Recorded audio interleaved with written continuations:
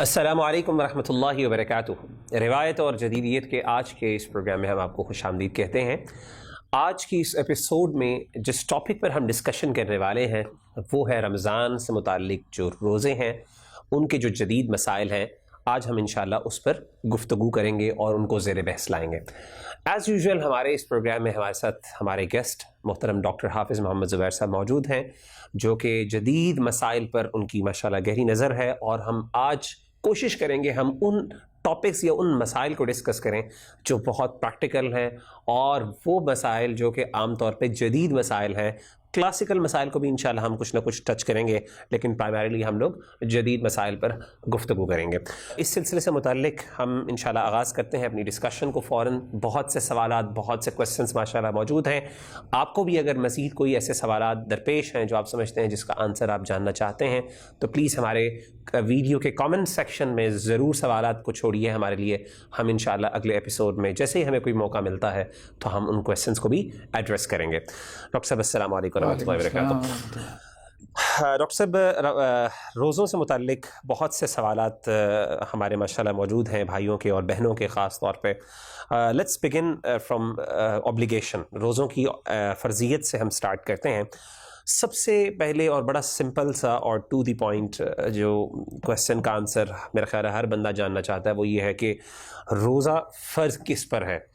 کیا فرضیت سے متعلق جس طرح ہمارے ہاں 18 ایئرز اولڈ ہم سمجھتے ہیں کہ جی 18 سال کا وہ بالغ ایڈلٹ ہے حکومت کی طرف سے، کیا وہ اس پر فرض ہے، یا اس کے علاوہ شریعت میں لڑکیوں کے لیے اور لڑکوں کے لیے کچھ ایسی سائنز ہیں جن کے آنے پر، ظاہر ہونے پر ہم کہہ سکتے ہیں کہ ان کے اوپر فرض ہے؟ یا پھر اسی طریقے سے وہ بچے جو کہ بہت کمزور ہوتے ہیں بعض اوقات، ایون دو ہو سکتا ہے ان کی عمر بڑھ جائے لیکن کمزوری کی حالت ایسی ہے کہ والدین سمجھتے ہیں کہ وہ نہیں رکھ سکتے، تو سوال میرا یہ ہے کہ وہ کون سی ایسی کنڈیشنز ہیں جب ہم کہہ سکتے ہیں کہ جی اس پر، یہ بچے پر، یہ بچی کے اوپر روزہ فرض ہے؟ جی بسم اللہ الرحمن الرحیم۔ دیکھیں، ایک تو اللہ کے رسول صلی اللہ علیہ وسلم نے کہا کہ 3 لوگ ایسے ہیں کہ جن سے اللہ تعالیٰ نے قلم کو اٹھا لیا، ان میں سے ایک بچہ ہے، وَعَنِ الصَّبِيِّ حَتَّى يَحْتَلِمَ، یہاں تک کہ وہ بالغ ہو جائے۔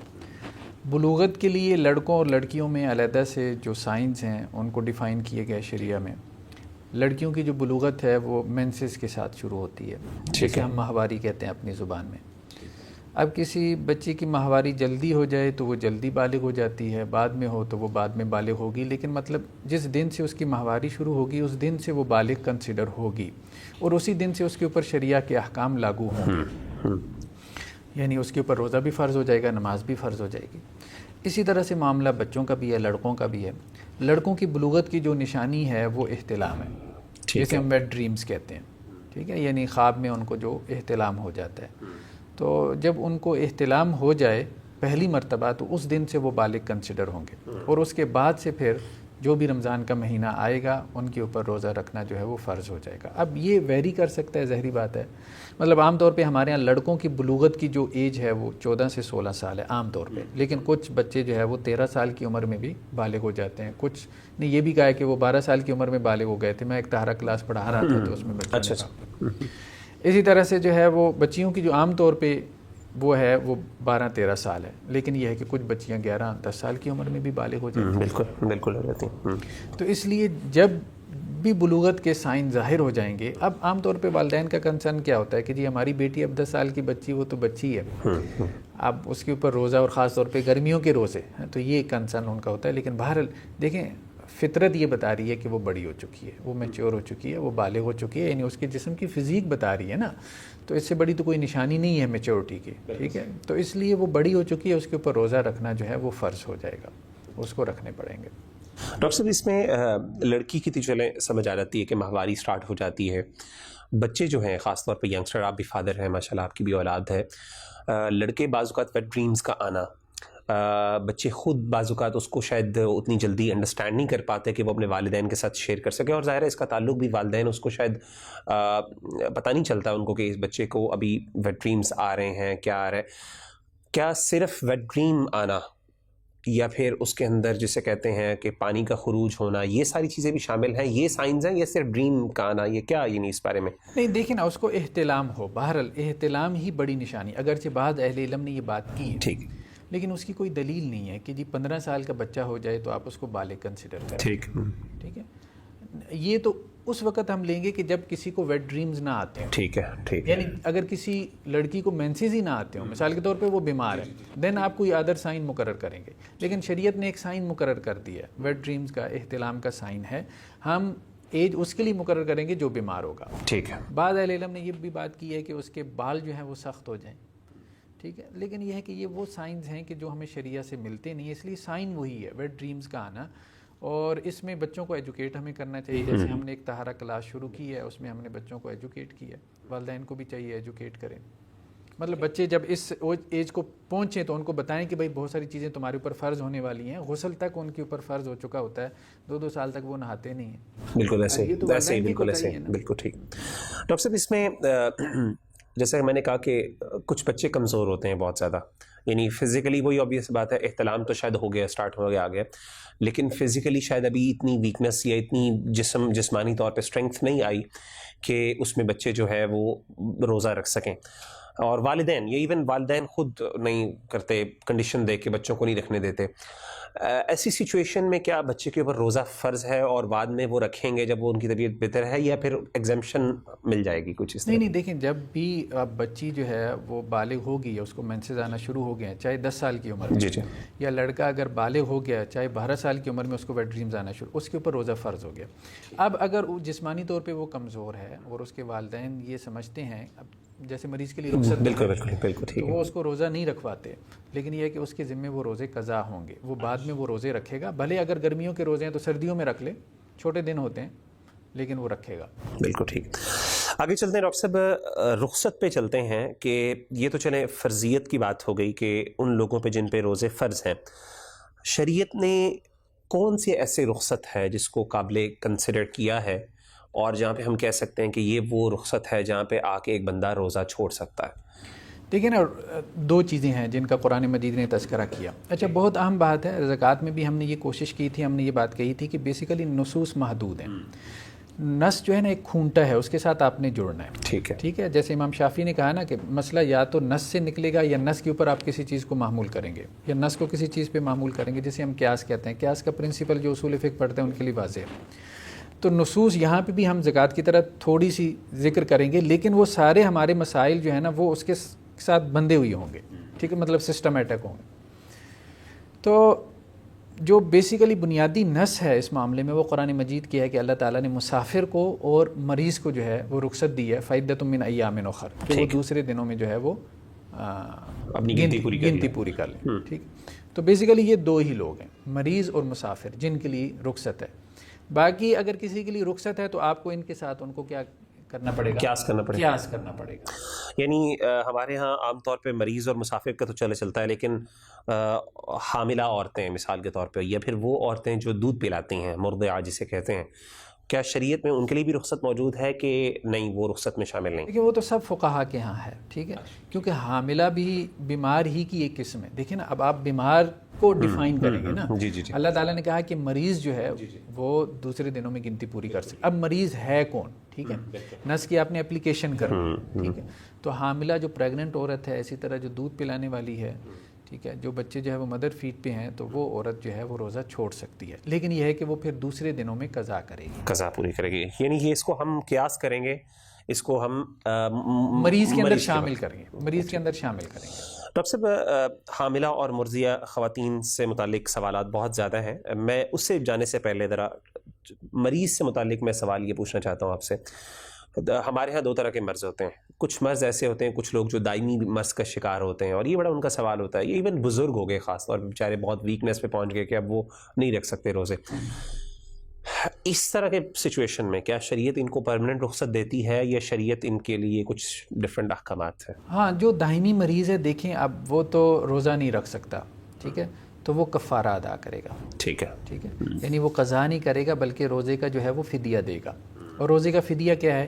1 مسکین کو کھانا کھلانا، یعنی سحری اور افطاری کروا دے اپنے سٹینڈرڈ کے مطابق. یا سحری اور افطاری نہیں کروا سکتا تو پیسے دے دے، لیکن پیسے بھی اس طرح سے نہ دے بلکہ راشن دے. اور راشن میں بھی جو بیسک نیڈ ہیں، جیسے چاول ہے، آٹا ہے، جیسے دال ہے.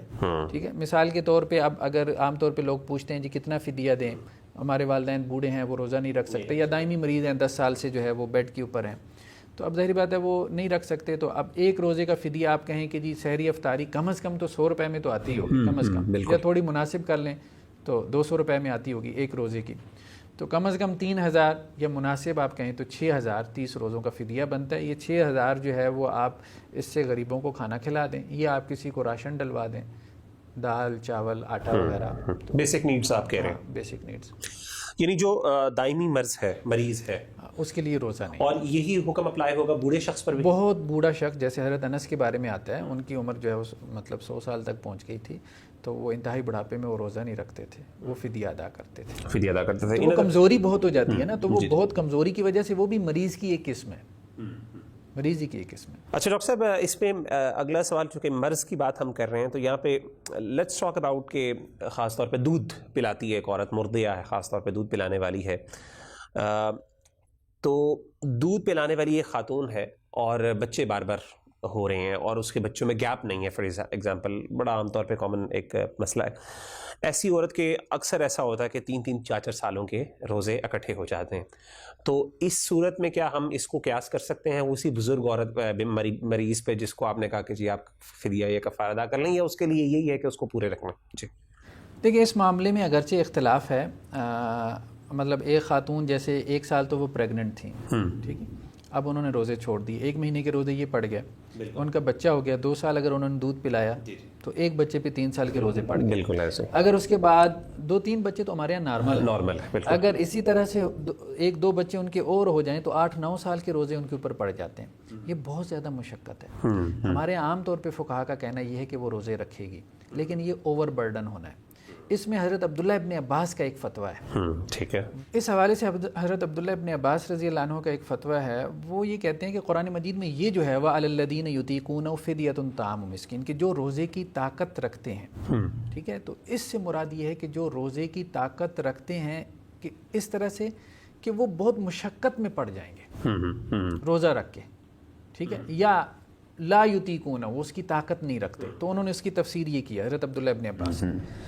تو اس فتوے سے بعض اہل علم نے، حضرت عبداللہ ابن عباس کے اس فتوے کی بنیاد پہ بعض اہل علم نے یہ فتویٰ دیا ہے کہ ایسی حاملہ اور مرضیہ عورت کہ جس کے روزے اس طرح سے جمع ہو جائیں 2-4 سالوں کے، تو وہ بہت زیادہ اوور برڈن ہو جاتی ہے، اور عبداللہ ابن عباس رضی اللہ عنہ کی تفسیر کے مطابق وہ بھی فدیہ دے سکتی ہے. اس آیت کی وَعَلَى الَّذِينَ يُطِيقُونَهُ کہ ان لوگوں کے اوپر فدیہ ہے جو اس کی بامشقت طاقت رکھتے ہیں روزہ رکھنے کی، ٹھیک ہے. تو یہ تفسیر حضرت عبداللہ ابن عباس نے کی ہے، یا یہ کہا ہے کہ وہ اس کی طاقت نہیں رکھتے. طاقت نہ رکھنے سے مراد یہی ہے کہ بہت مشقت پڑ گئی، تو اس لیے ان کو ایگزمپٹ کیا جا سکتا ہے. یعنی خاص طور پہ وہ عورتیں جن کے بہت زیادہ بچے بیک ٹو بیک ہوئے ہیں اور ان کے روزے بہت زیادہ اکٹھے ہو گئے. ڈاکٹر صاحب، اس میں خاص طور پہ جو حیض ہے، خواتین جو کہ حیض کا ظاہر ایک نیچرل یہ پروسیس ہے، حیض کی حالت میں کچھ عورتیں اس مشقت سے بچنے کے لیے اگین کہ ہمیں بعد میں روزے اکٹھے رکھنے پڑیں گے، آج کل کچھ ایسی میڈیسن بھی ملتی ہے جس کو یوز کرنے سے حیض کے وہ یعنی حیض نہیں آتا. اور ایون اسی طریقے سے حج پہ جاتی ہیں خواتین یا عمرے پہ بھی جاتی ہیں تو وہاں پہ بھی یہ بہت زیادہ یوز ہوتی ہے، مانے حمل ادویات، مانے حمل بھی ہوتی ہیں، مانے اسی طریقے سے مانے حیض بھی ادویات موجود ہیں. ان کا کیا حکم ہے؟ کیا شرعی طور پہ کیا ان کو ہمیں نیچرل پروسیس کے تھرو ہی گزارنا چاہیے اور اسی طریقے سے چلنا چاہیے جو اللہ نے پروسیس بنایا، یا اس کے ذریعے ہم فائدہ اٹھا سکتی ہے کوئی خاتون اگر اٹھانا چاہے؟ دیکھیں، مانے حیض جو ادویات ہیں اگر تو میڈیکلی یہ پروو ہو، ظاہری بات ہے کہ ہمارا تو یہ فیلڈ نہیں ہے نا ایک عالم دین کا کہ وہ یہ بات کرے کہ جی اس کے کوئی سائیڈ افیکٹ ہیں کہ نہیں. تو اگر تو جو ایکسپرٹس ہیں وہ یہ کہتے ہیں کہ جی ان ادویات کے مانے حیض ادویات کے کوئی سائیڈ افیکٹس نہیں ہیں تو پھر لینے میں کوئی حرج نہیں ہے. لیکن اگر اس کے کوئی سائیڈ افیکٹس ہیں تو ہمارے دین نے ایسی چیزوں سے منع کیا جو کہ مضر صحت ہوں، بالکل ٹھیک، جو انسانی صحت کے لیے نقصان دہ ہوں. تو آپ یہ کہہ سکتے ہیں کہ ٹھیک ہے، اب اس کا ایک شوق ہے، وہ مطلب رمضان کا مہینہ جو ہے وہ اللہ کی عبادت میں گزارنا چاہتی ہے تو اس کے اس شوق کو اپریشیٹ کرنا چاہیے، لیکن اس کی صحت کی کاسٹ پہ نہیں، صحت کی کاسٹ پہ. یعنی اگر واقعی کوئی ایسی چیز ہے جس سے ہو سکتا ہے تو ٹھیک ہے، اس کا فائدہ اٹھایا جا سکتا ہے. ڈاکٹر صاحب، اسی سے متعلق ایک اور سوال ہے کہ بالکل افطاری سے پہلے حیض کا آ جانا، بالکل کچھ وقت، کیا کوئی اسپیشل ٹائم ہے بفر زون جسے کہتے ہیں ہم, کہ جس کے اندر ہم کہیں کہ جی اگر عادت ہے تو ہم روزہ مکمل ہو جائے گا, یا پھر جیسے ہی 1 سیکنڈ پہلے بھی آ گیا تو اس کو روزہ ختم ہونا کرنا پڑے گا؟ دیکھیں نا, اگر تو غروب آفتاب سے پہلے کسی خاتون کو مینسز جاری ہو جاتے ہیں تو اس کا وہ روزہ ختم ہو جاتا ہے. ٹھیک ہے, اس کا وہ روزہ جو ہے وہ ویلڈ نہیں رہتا, اس روزے کی وہ پھر بعد میں قضا ادا کرے گی. ٹھیک ہے, تو اب اگرچہ جیسے دیکھیں نا, اب ہمارے یہاں بہت سارے انجینئر ڈاکٹر ٹائپ لوگوں نے جو ہے وہ دین کو انٹرپریٹ کرنا شروع کر دیا. پچھلے دنوں ایک حضرت کی میں وہ پوسٹ دیکھ رہا تھا, مجھے بھی کچھ لوگوں نے اس پہ جو ہے وہ میرے ساتھ شیئر کی تھی فیس بک وغیرہ پہ. تو اب وہ پچھلے 4-5 سالوں سے لگے ہیں کہ حائضہ عورت کو روزہ رکھنا چاہیے, حائضہ عورت کو روزہ رکھنا چاہیے. بالکل ایسے, بالکل میں نے بالکل دیکھی ایسی. تو اب بات یہ ہے کہ حالانکہ واضح طور پہ احادیث میں موجود ہے, بخاری کی حدیث میں اللہ کے رسول صلی اللہ علیہ وسلم نے کہا کہ جب عورت حیض سے ہوتی ہے تو وہ نماز بھی نہیں پڑھتی, روزہ بھی نہیں رکھتی. بالکل صحیح. تو روزہ اس کے لیے نہیں ہے, اور اگر حیض جاری ہو جائے تو اس سے جو ہے اس کا روزہ جو ہے وہ ٹوٹ جاتا ہے. اور اس کو چاہیے, یعنی ٹوٹنے کا مطلب یہ کہ وہ کھا پی سکتی ہے, وہ کھا پی سکتی ہے. اب جیسے اگر شروع دن میں اس کا روزہ ٹوٹ گیا تو اب اس کا نہیں مطلب یہ نہیں کہ سارا دن بھوکی پیاسی رہے, اس کا روزہ ٹوٹ گیا, وہ کھا پی سکتے, بس لوگوں کے سامنے کھائے پیے نا, بس اتنی احتیاط کر لے. ٹھیک. ڈاکٹر صاحب یہ تو ہو گئے مریض, اس سے متعلق ہم نے کچھ سوالات ڈسکس کیے. دوسری آپ نے جو سوال آپ نے کیا وہ یہ تھا, یعنی دوسری جو رخصت آپ نے بیان کی تھی, مسافر کی بات کی تھی. اگین مسافر کے اندر, مسافر میں بھی پہلی بات تو یہ کہ کیا کوئی بھی سفر, چاہے ایک کوئی بندہ اگر سفر کرنے جا رہا ہے, کوئی سیر و تفریح کا سفر ہے, مطلب آبجیکٹیو سفر کا آبجیکٹیو کیا کہ واقعی کوئی ضرورت ہے, یا پھر کوئی سیر سپاٹے کے لیے بھی جا رہا ہے, تو وہ بھی اس کے اندر حکم میں آتا ہے؟ پہلا سوال تو میرا آپ سے ہی. دیکھیں نا, جو بھی مباح سفر ہے وہ اس حکم میں آتا ہے. لیکن ایسا بھی نہیں کرنا چاہیے جیسے ہمارے ہاں وہ عطاء الحق قاسمی صاحب نے ایک مرتبہ کالم لکھا, انہوں نے کہا کہ رمضان کے مہینے میں جو ہے وہ ہمارے پلیٹ فارمز پہ رش بڑھ جاتا ہے. مطلب ہم نے پورے سال کے سفر رمضان میں پلان کرنے ہوتے ہیں تاکہ ہماری روزوں سے جان چھوٹ جائے. یہ تو اس کا اور اللہ کا معاملہ ہے. لیکن بہرحال جو مباح سفر ہے, یعنی جو الاؤڈ ہے, ٹھیک ہے, اس میں آپ جو ہے وہ روزہ جو ہے وہ چھوڑ سکتے ہیں. ہاں, ایک ڈبیٹ اور دلچسپ پیدا ہوئی ہمارے یہاں فقہا میں کہ ایک چور چوری کرنے کے لیے نکلا ہے. ٹھیک ہے, ٹھیک. تو اب یہ جو ہے اس کو رخصت ہے روزہ چھوڑنے کی کہ نہیں ہے؟ اس میں دونوں آرام موجود ہیں, اور مجھے تو بہرحال یہی رائے پسند ہے کہ فاسقوں کے لیے رخصتیں نہیں ہیں. ٹھیک ہے, ہاں, فاسق و فاجر کے لیے رخصت نہیں ہے, مطلب اس سفر میں رخصت نہیں ہے جو سفر وہ حرام کے ارتکاب کے لیے کر رہا ہے. وہی سفر جو کم از کم جو ہے وہ مباح درجے کا الاؤڈ سفر ہو. اچھا ڈاکٹر صاحب, اگلا جو سوال ہے میرا وہ یہ ہے, مسافر سے آپ نے بات کی کہ جی مباح سفر جتنا بھی ہے شرعی اعتبار سے اس کو کنسیڈر کیا جا سکتا ہے, آلدو ہمیں اس کے بارے میں تھوڑا سا رمضان المبارک کا جو تقدس ہے اس کا لحاظ رکھنا چاہیے. ڈاکٹر صاحب, کچھ لوگ ایسے ہیں جن کا کام ہی سفر پہ رہنا ہے, مسافر جو ڈرائیور ہیں, فار ایگزامپل ڈرائیور حضرات ہیں جنہوں نے خاص طور پہ جو انٹر جو ہے سٹی جو خاص طور پہ کرتے ہیں, یا ایون جہاز کے مسافر, پائلٹ ہو گئے, ٹرین کے مسافر ہو گئے, ان کا حکم کیا ہوگا؟ کیا ان کا بھی یہی حکم ہے یا ان کے لیے کچھ الگ سے رخصت ہے؟ دیکھیں, یہ اب چونکہ دائمی طور پہ سفر میں رہتے ہیں لیکن چھٹیاں تو کرتے ہیں یہ لوگ. جی. مطلب ان کو اگر اتوار کی چھٹی ہوتی ہے یا مہینے میں 2 دن آف ہوتا ہے, یا جو بہت اچھی کمپنی ہیں جیسے اب ڈیوو ہے یا اور ہیں, وہ 1 دن آف کرتی ہیں, 1 دن ان کو ڈیوٹی پہ رکھتی ہیں, تو وہ پھر جو ان کے آف ڈیز ہوں گے ان میں وہ اپنے روزوں کی قضا پوری کریں گے, لیکن وہ رکھیں گے ضرور. یعنی سال میں انہوں نے 30 کی گنتی پوری کرنی ہے, یا 29 ہیں یا 30 ہیں, انہوں نے وہ گنتی پوری کرنی ہے. چاہے وہ اتوار والے دن سنڈیز میں رکھ لیں, اچھا, چاہے وہ اپنے جو ہے جو ان کو مہینے میں 2 رخصتیں ہوتی ہیں اس میں رکھ لیں, ٹھیک ہے, چاہے جو ان کے آف ڈیز اس کے علاوہ ہوتے ہیں, ٹھیک ہے, ہالی ڈیز بھی تو آتے رہتے ہیں. بالکل ایسے آتا ہے. تو اس میں وہ یعنی ان کو روزہ ان کے اوپر بائنڈنگ ضرور ہے, ان کے لیے اتنی رخصت ہے کہ وہ اپنے دوسرے ٹائم پہ رکھ سکتے ہیں, دوسرے دنوں میں. فَعِدَّةٌ مِنْ أَيَّامٍ أُخَرَ جیسے قرآن نے کہا. ڈاکٹر صاحب, آج کل جو سفر ہے مطلب وہ بھی مختلف ٹائپس کا ہے. ہمارے ہاں آج کل تو اے سی والی بسز ہیں, خاص طور پہ ہوائی جہاز کا سفر تو بالکل ایسے آرام دہ کہ جس میں آپ نے آرام کرنا ہے. کیا اس میں بھی وہی احکامات لاگو ہوں گے, یا وہاں پہ کوئی بندہ کہہ سکتا ہے کہ نہیں یہاں پہ یہ والا سفر نہیں مراد, کوئی وہ والا سفر جو پرانے زمانے میں؟ یہ نہیں, باہر سفر ہے, ٹھیک ہے. آپ مطلب ایک بندہ مسافر ہوتا ہے تو عرف میں لوگ اس کو مسافر سمجھتے ہیں, بھلے آپ جو ہے وہ بائی ایئر سفر کر رہے ہوں یا ٹرین کے ذریعے یا اپنی گاڑی کے ذریعے, یا آپ بہت آرام دہ سفر کر رہے ہوں, آپ مسافر ہیں. تو شریعت نے ایک حد مقرر کر دی ہے. عام طور پہ فقہا یہ کہتے ہیں جی 48 میل, جس کو کلومیٹرز میں 72 کلومیٹرز کہہ دیا جاتا ہے. لیکن ایک دوسری رائے یہ بھی ہے 3 فراسخ کی ہے جو 9 میل بنتی ہے اور 14-15 کلومیٹر بنتی ہے. تو جو بھی آپ کی رائے ہو، اوپینین ہو، تو اس کے مطابق جو ہے وہ آپ مسافر بن جاتے ہیں. یعنی اپنے شہر سے اگر آپ اتنا سفر کر لیں تو آپ مسافر بن جاتے ہیں عرفاً. وہ سفر کتنا آرام دہ کیوں نہ ہو، آپ روزہ چھوڑ سکتے ہیں. ہاں، سفر کی حالت میں روزہ رکھ بھی سکتے ہیں. اگر سفر آرام دہ ہے، آپ رکھنا چاہتے ہیں آپ رکھ لیں. بعض لوگوں کو ہوتا ہے نا کہ جی رمضان کے بعد رکھنا مشکل ہو جاتا ہے، ماحول نہیں ہوتا نا.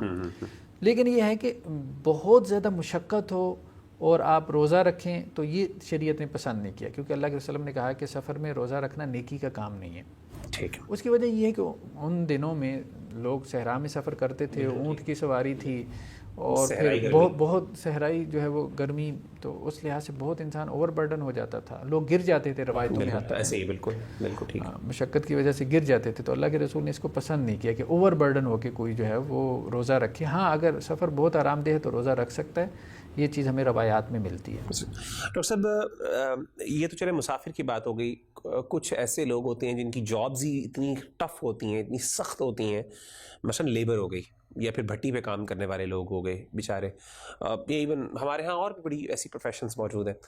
اس طرح کے لوگوں کا کیا حکم ہے؟ کیا ان کو بھی ہم مسافر کے حکم میں لے کے آئیں گے یا نہیں، ان کا الگ کوئی حکم ہوگا؟ اس میں اختلاف ہے. جمہور فقہا تو یہ کہتے ہیں کہ رخصت صرف دو لوگوں کے لیے، مسافر یا مریض. یعنی آپ اس کو اس ڈیفینیشن میں لے کے آئیں. دیکھیں، مریض کی ڈیفینیشن میں تو آپ لوگوں کو شامل کر سکتے ہیں. آپ نے پریگننٹ عورت کو شامل کر لیا، مرضیہ کو کر لیا، بہت زیادہ بوڑھے شخص کو کر لیا، ٹھیک ہے، اس میں تھوڑی سی وسعت ہے. اچھا، مسافر جو ہے نا، یہ ایک ایسا لفظ ہے کہ اس کے اندر کسی اور کو شامل کرنا مشکل کام ہے. بالکل. اس لیے عام طور پہ فقہا کی رائے یہی ہے کہ مسافر میں سفری علت ہے، جو سفر میں نہیں ہے وہ اس میں شامل نہیں. لیکن اس میں ابن تیمیہ رحمہ اللہ علیہ کی ایک رائے ہے، اور مجھے وہ مطلب لاجیکل بھی لگتی ہے. اور وہ یہ کہتے ہیں کہ مسافر میں بھی اصل بنیاد سفر نہیں ہے، اصل بنیاد مشقت ہے. یعنی سفر کی مشقت کی وجہ سے اس کو روزہ چھوڑنے کا جو ہے وہ حکم دیا گیا. اس لیے اگر وہ مشقت جو کہ سفر میں پائی جاتی ہے کہیں اور آپ کو نظر آتی ہو تو وہاں مفتی، عام آدمی نہیں، ایک مفتی اور مجتہد الاؤ کر سکتا ہے اس بندے کو بھی کہ بھائی تم روزہ چھوڑ سکتے ہو. یعنی چھوڑنے کا مطلب یہ ہے کہ جیسے مسافر دوسرے دنوں میں رکھ سکتا ہے، یہ بھی دوسرے دنوں میں رکھے گا جب اس کی مشقت نہیں ہوگی. جیسے آپ نے مثال دی ہے، جیسے بھٹے کے اوپر کام کرنے والا. اب بھٹے کے اوپر کام کرنے والا آدمی اینٹوں کے بھٹے پہ، اور گرمیوں کے موسم میں، جون جولائی کی گرمی میں آپ خود سمجھتے ہیں، یا سڑک کے اوپر جو روڑی کوٹنے والے لوگ ہیں، یہ سفر کی نسبت بہت مشقت والا کام. ایک بندہ جو ہے وہ لاہور سے اسلام آباد ڈیوو پہ سفر کر رہا ہے، ٹھیک ہے. اب اس کو آپ کہہ رہے ہیں کہ جی روزہ آپ چھوڑ سکتے ہیں. اور ایک بندہ سڑک پہ کام کر رہا ہے دھوپ کے اندر جون جولائی کے موسم میں، یا بھٹے کے اوپر مزدوری کر رہا ہے 8 گھنٹے ٹوکری اٹھانا، ویسے انسان کی جو ہے وہ حالت بے حال ہو جاتی ہے. اس کو آپ کہہ رہے ہیں کہ وہ روزہ نہیں چھوڑ سکتا. یہ شریعت جو ہے نا لاجیکل نہیں رہ جاتی. تو اس لیے امام ابن تیمیہ کہتے ہیں کہ یہاں پہ اصل چیز مشقت ہے. سفر میں بھی، مسافر میں بھی اصل چیز مشقت ہے. لیکن مشقت اب ایک ایسی چیز ہے کہ جس کو ڈیفائن کرنا ذرا مشکل ہے. عام آدمی پہ چھوڑ دیں گے تو وہ تو ہر چیز کو مشقت ہے. وہ تو ہر بندے کو، وہ تو 10 کلو بوجھ اٹھائے گا، وہ کہے گا میں مشقت میں ہوں، ٹھیک ہے. نہیں، اس کو کہ سفر میں جتنی مشقت ہے اتنی مشقت اگر کہیں اور پہ بھی پائی جاتی ہے، لیکن یہ کون ڈیفائن کرے گا کہ اتنی مشقت کہیں؟ یہ مفتی اور مجتہد کا کام ہے. تو ابن تیمیہ نے کچھ اور لوگوں کو بھی رخصت دی ہے کہ وہ رمضان میں روزہ چھوڑ سکتے ہیں، لیکن وہ یہ نہیں کہتے کہ وہ روزہ نہیں رکھیں گے، بلکہ وہ یہ کہتے ہیں کہ وہ اپنے آف ڈیز میں، جیسے ہم نے بات کی تھی، یا سردیوں کے دنوں میں جب دن چھوٹے ہوں گے، یا اتوار کو جب ان کو چھٹی ہوتی ہے تو وہ اپنی گنتی پوری کریں. ڈاکٹر صاحب، بیماری کی وجہ سے ہم نے بات کی، بیماری کی وجہ سے کہ انسان کو رخصت ملتی ہے. ایک بندہ بیمار نہیں تھا شروع کے، یعنی روزہ رکھا اس نے صبح، کچھ ٹائم درمیان میں گزرا دن کا، اس کی بیماری بعد میں آغاز ہوئی.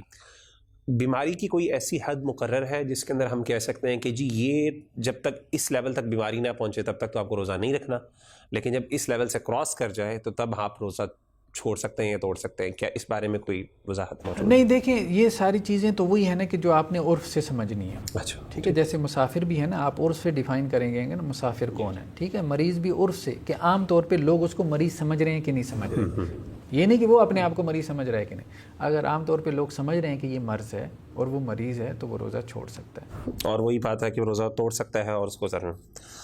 ڈاکٹر صاحب، آخری سوال خاص طور پہ رخصت کے حوالے سے کہ فدیہ جو ہے فدیہ کن چیزوں پر لاگو ہوتا ہے اور کن چیزوں پہ فدیہ لاگو نہیں ہوتا؟ مثال کے طور پہ اور یعنی سب سے پہلے تو مجھے فدیہ کے بارے میں آپ سے سوال پوچھنا ہے کہ فدیہ مثلا کچھ لوگ کہتے ہیں ہم فدیہ دیں یا نہ دیں، مطلب کون سے ایسی رخصتیں ہیں جس پہ فدیہ، مثلا ایک بندہ بیمار ہے تو اب وہ اگر وہ روزہ نہیں رکھ رہا، یا ایک عورت دودھ پلانے والی ہے، یا پھر حاملہ ہے کسی جگہ بھی، تو کیا اس کو بعد میں روزہ کور تو کرنا ہی ہے، جیسے آپ نے کہا قضا پوری کرنی ہے اپنے، لیکن اگر فرض کریں قضا کے ساتھ اس کو کیا اس کے ساتھ فدیہ بھی دینا ہے یا نہیں دینا؟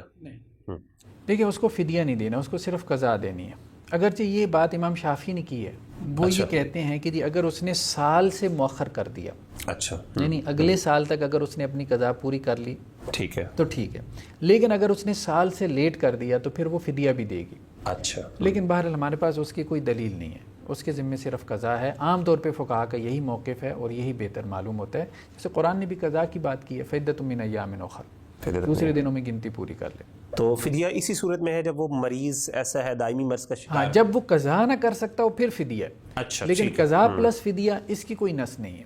ٹھیک ہے، یعنی اگر آپ قضا کر سکتے ہیں تو پھر ہے، ورنہ نہیں، یعنی اگر آپ قضا دے سکتے ہیں تو پھر آپ کو فدیہ دینے کی ضرورت نہیں ہے، پھر آپ قضا ہی کریں گے، پھر قضا ہی کریں گے۔ لیکن جب آپ قضا نہیں کر سکتے تو پھر ہمارے ہاں نصوص میں فدیے کے احکامات ہیں، اور ٹھیک ہے، یہی یعنی عام ان طور دونوں پہ کو آپ جمع نہیں کر سکتے۔ ان دونوں کو جمع نہیں کر سکتے۔ جمع صرف امام شافعی نے کیا، باقی فقہا نے نہیں کیا۔ امام شافعی بھی کہتے ہیں کہ اس کے اوپر آپ ایک پینلٹی ڈالیں کہ اس نے ایک سال تک کیوں، ایک سال سے بھی زیادہ مؤخر کیوں کیا اپنے فرض کو، کیونکہ فرض تو اس کے ذمہ ہے نا، پچھلے روزے جو ہیں۔ ڈاکٹر صاحب یہیں پہ ایک اور سوال اسی سے متعلق آپ نے خود ہی بتا دیا، تو اس سے سوال نکلتا ہے کہ کتنا مؤخر کر سکتی ہے خاتون، یہ ایک بندہ، یعنی obviously شرعی طور پہ تو چلیں ٹھیک ہے فوراً جتنا جلدی ہونا چاہیے، لیکن کیا کوئی شریعت نے حد بھی مقرر کی ہے؟ نہیں، کوئی حد مقرر نہیں ہے، اچھا، لیکن اس کو جلد از جلد ادا کرنا چاہیے، جلد از جلد ادا کر لینا چاہیے، اس کو زیادہ یہ کرنا بات ٹھیک ہے۔ ڈاکٹر صاحب ایک اور سوال جو میں خاص طور پہ کرنا چاہ رہا ہوں، جو نئے شادی شدہ لوگ ہیں، یہ سوال بڑا اہم، ان کے لیے کوئی شریعت میں رخصت ہے کہ نہیں کہ یہ روزہ چھوڑ سکتے ہیں، یا پھر اگر جس طرح آپ نے باقی کہا کہ شریعت میں ان کے لیے کوئی رخصت ملتی ہے، گنجائش ملتی ہے کہ نہیں ملتی؟ نہیں، بالکل کوئی گنجائش نہیں ہے، اس میں کوئی ایسی گنجائش والی بات نہیں۔ ایک سوال یہ پیدا ہوا پچھلے دنوں، ایک بھائی نے سوال کیا مجھ سے کہ ایک میاں بیوی تھے اور ان کا جو ہے وہ میاں بیوی نئی شادی ہوئی تھی، تو انہوں نے روزے کے حالت میں ہم بستری کر لی۔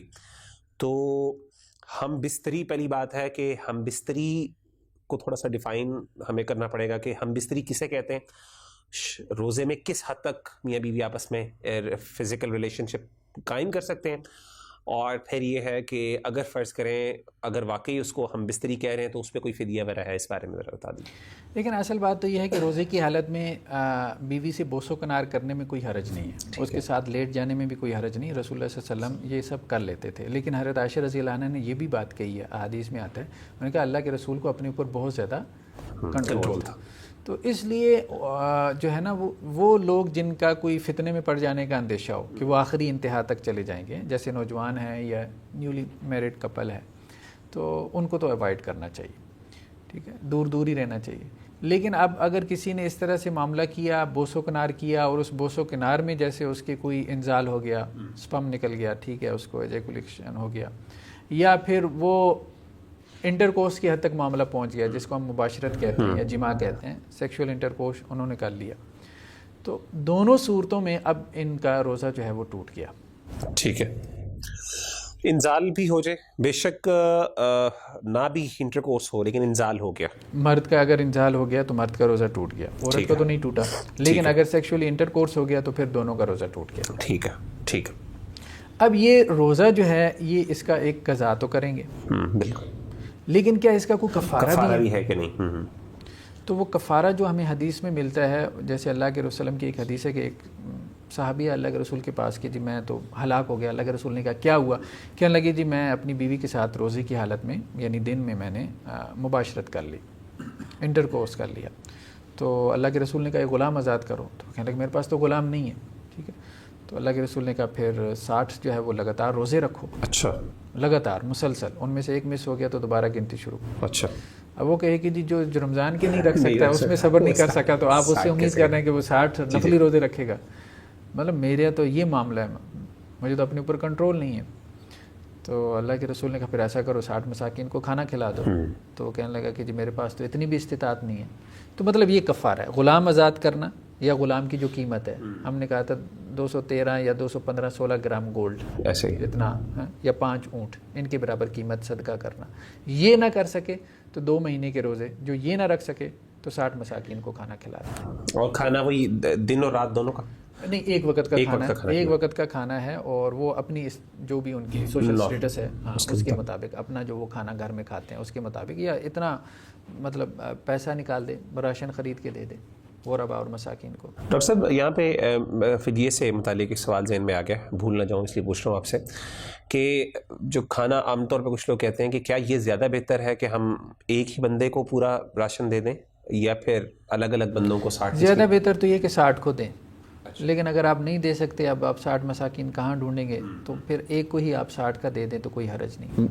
لیکن راشن دیں، پیسے نہ دیں. مطلب اس میں چونکہ قرآن نے کہا ہے نا کہ کھانا کھلائیں، یا حدیث میں بھی کھانا کھلانے کے الفاظ آتے ہیں، تو کھانا کھلانے میں ایسا راشن دیں جس کا تعلق کھانے سے، چاول ہے، آٹا ہے، دال ہے، یہ چیزیں جو ہیں. ڈاکٹر صاحب اسی سے متعلق یعنی اگر ایک فرض کریں ایک بندہ ہے، نوجوان کی میں بات کر رہا ہوں، کیونکہ جس بندے کی میں بات کر رہا ہوں وہ ظاہر ہے ان کنڈیشنز میں نہیں فل کرتا، کہ مطلب پیسہ اتنا بیچارے کے پاس، نیولی میرڈ ہے، ینگسٹر بالکل ہے، اور اس کے بعد وہ 60 مسکینوں کو، اب چونکہ پیسے بالکل نہیں ہے تو 60 مسکینوں کو کھانا بھی کھلانا اس کے لیے مشکل کام ہے. اور اسی طریقے سے 60 روزے رکھنا، چلیں وہ تو ہو سکتا ہے بھی نوجوان ہے کہہ دے میں رکھ لوں.